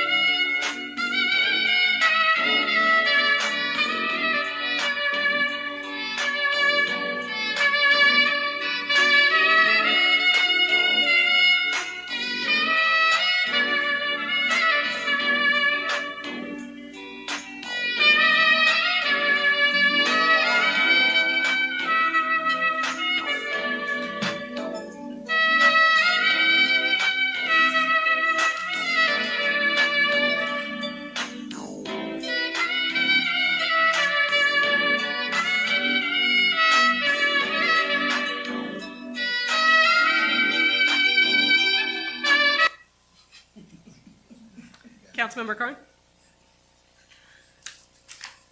All right, a couple of things.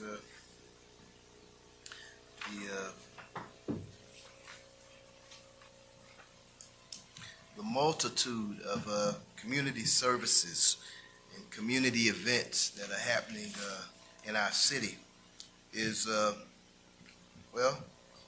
it's impressive, I suppose, for any city. You come into spring the right way, and you want to let the community know that we are a vibrant city. We are open for business, and you can literally live, work, and play here and worship here. So we're doing a great job on that end. I want to thank the residents and thank the staff for coming out to our community meeting earlier this evening that I had. It was well attended, and corporate partnerships and community projects are very important to this community. So we want to keep moving forward and working for good initiatives for our residents that our residents request. requests, and I got to just tell you, being able to deliver on those requests is a good feeling. The historic markers at 6 West were long overdue.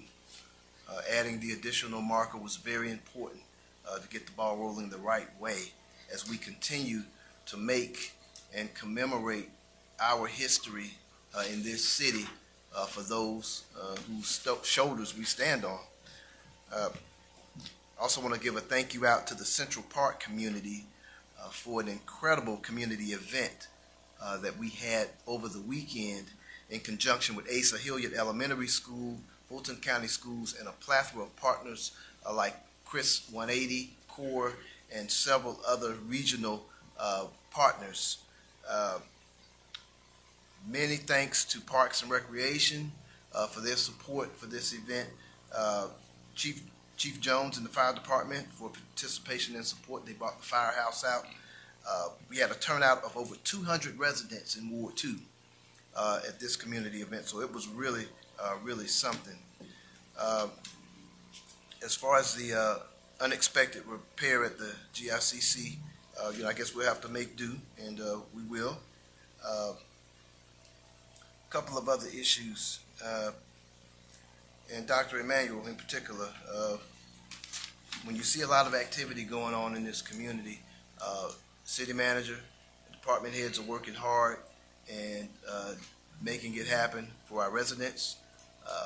No city is perfect, but apples to apples, I think we hold our own with other cities, and we make sure our residents have a safe, enjoyable, and vibrant place to live.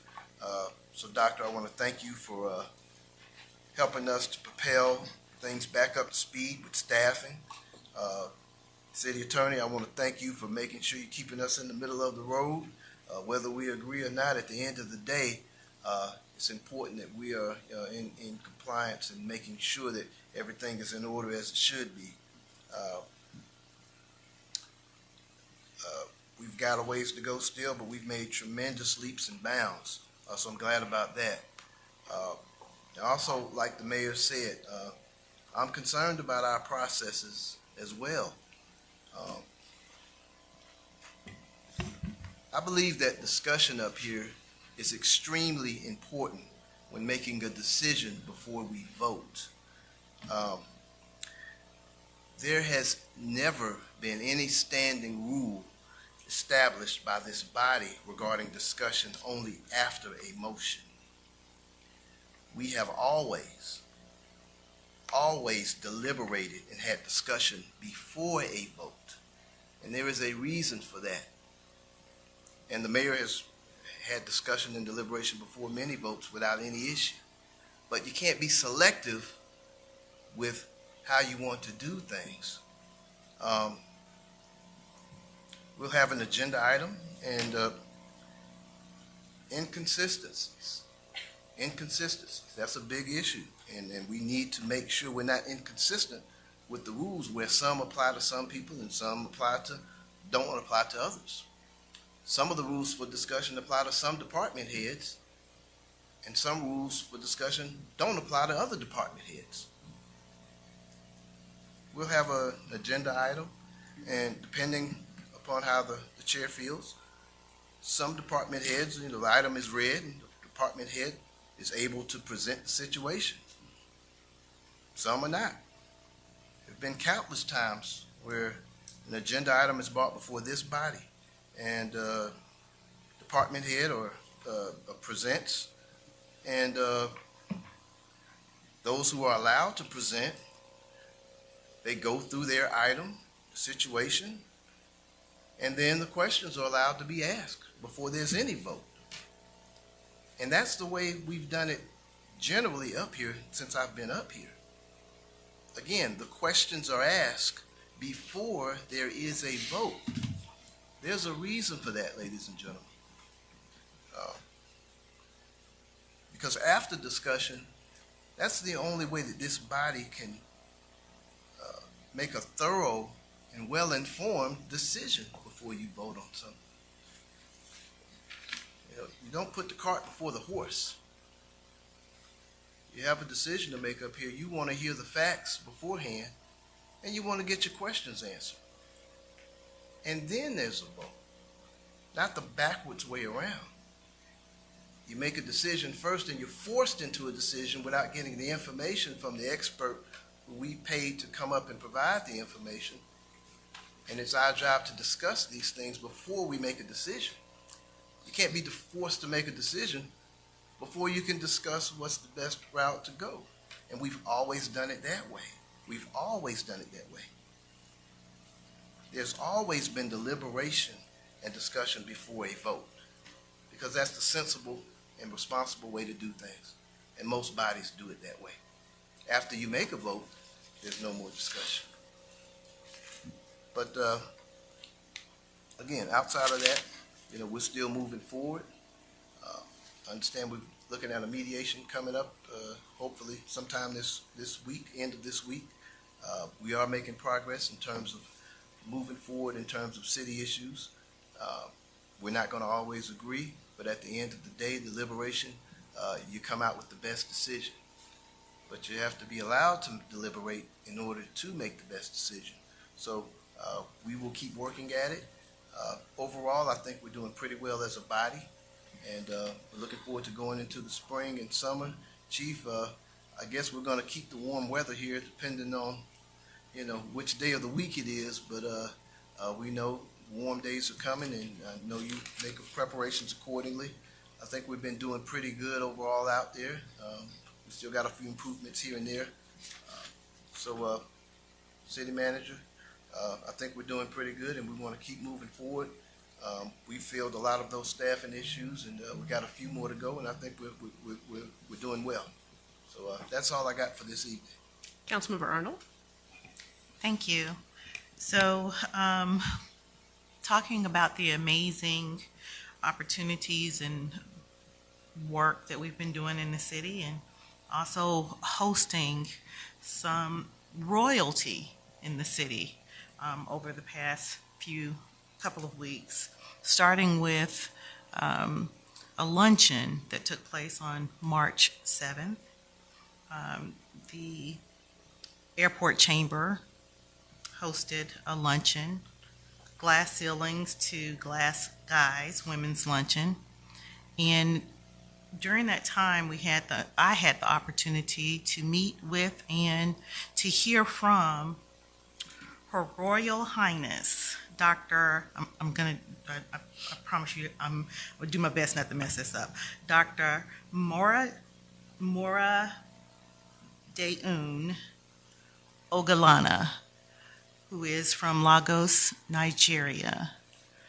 And she spoke to women at the luncheon and encouraged them to continue to strive for greater heights in their careers, their businesses. We also had the opportunity to hear from Judge Stroud, Jan Lennon at the airport, and some other speakers.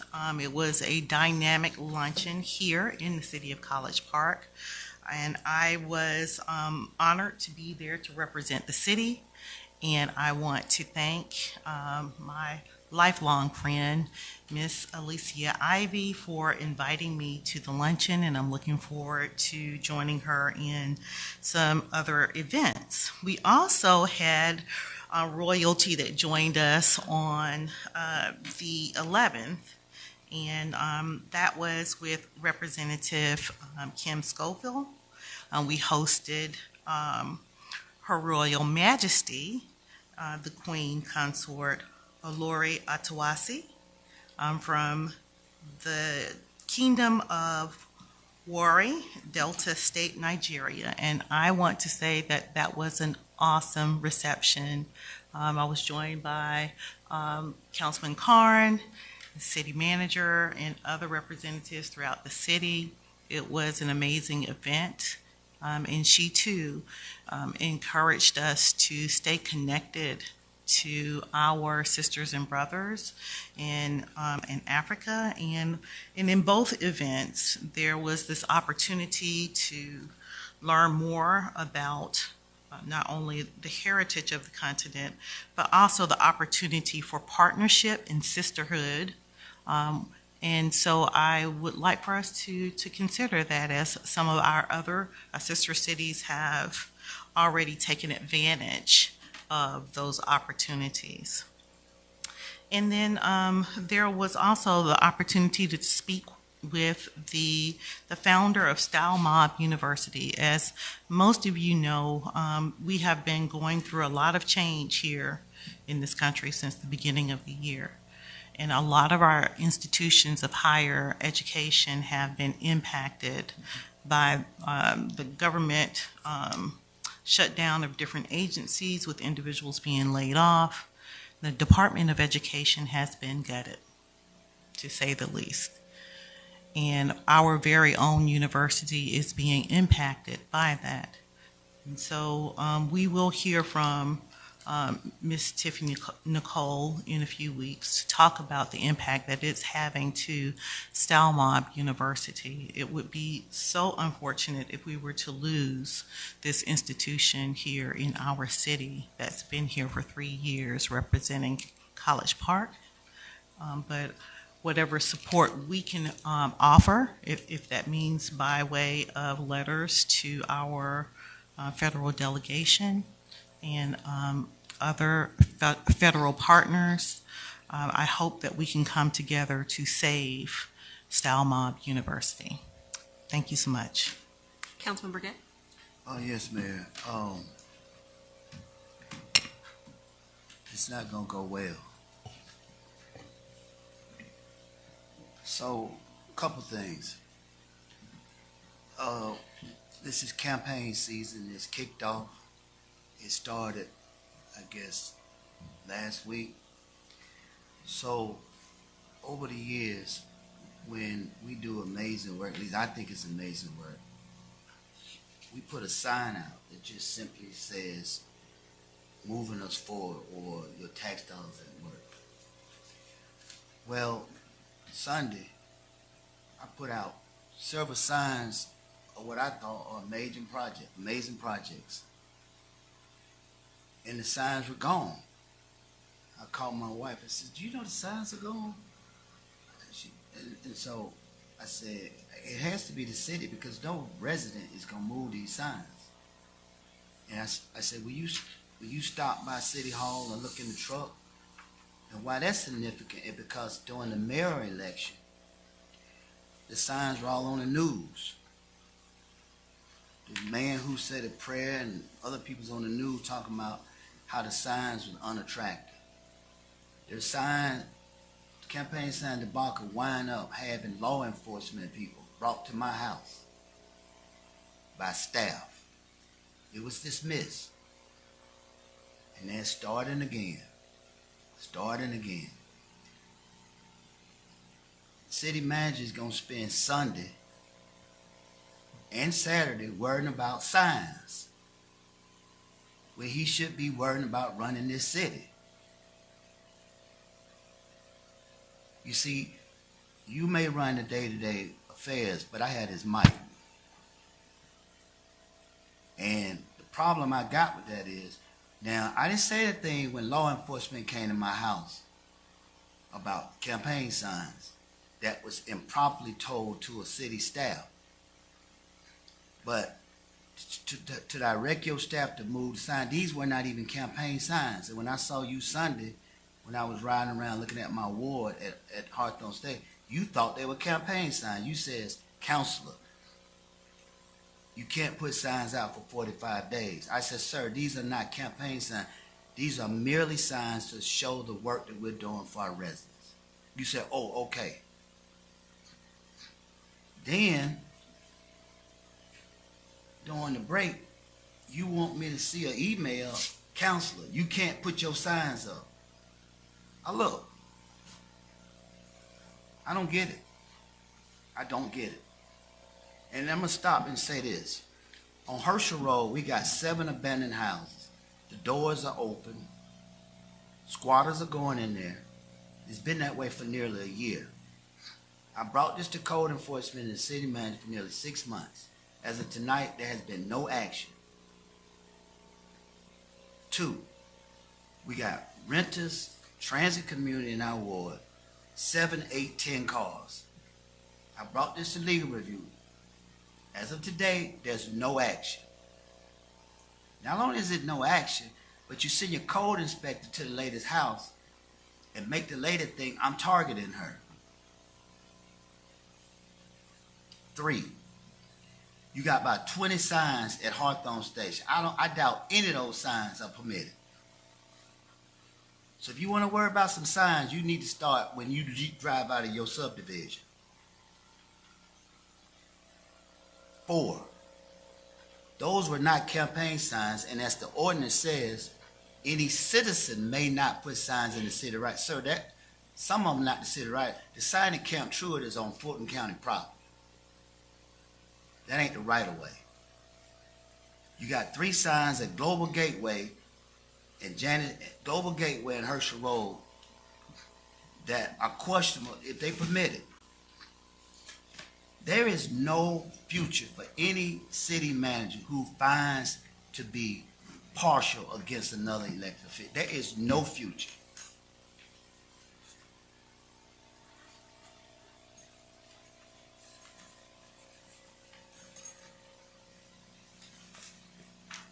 I worked too hard, too long. I've earned too much to be targeted over some signs. If somebody spend 3 days of their weekend worrying about a council member's sign, that's a bigger problem. It's a much bigger problem.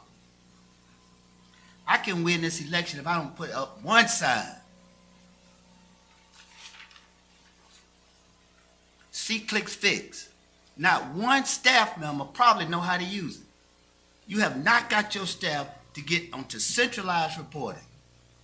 That's what you should be worrying about. Not my signs.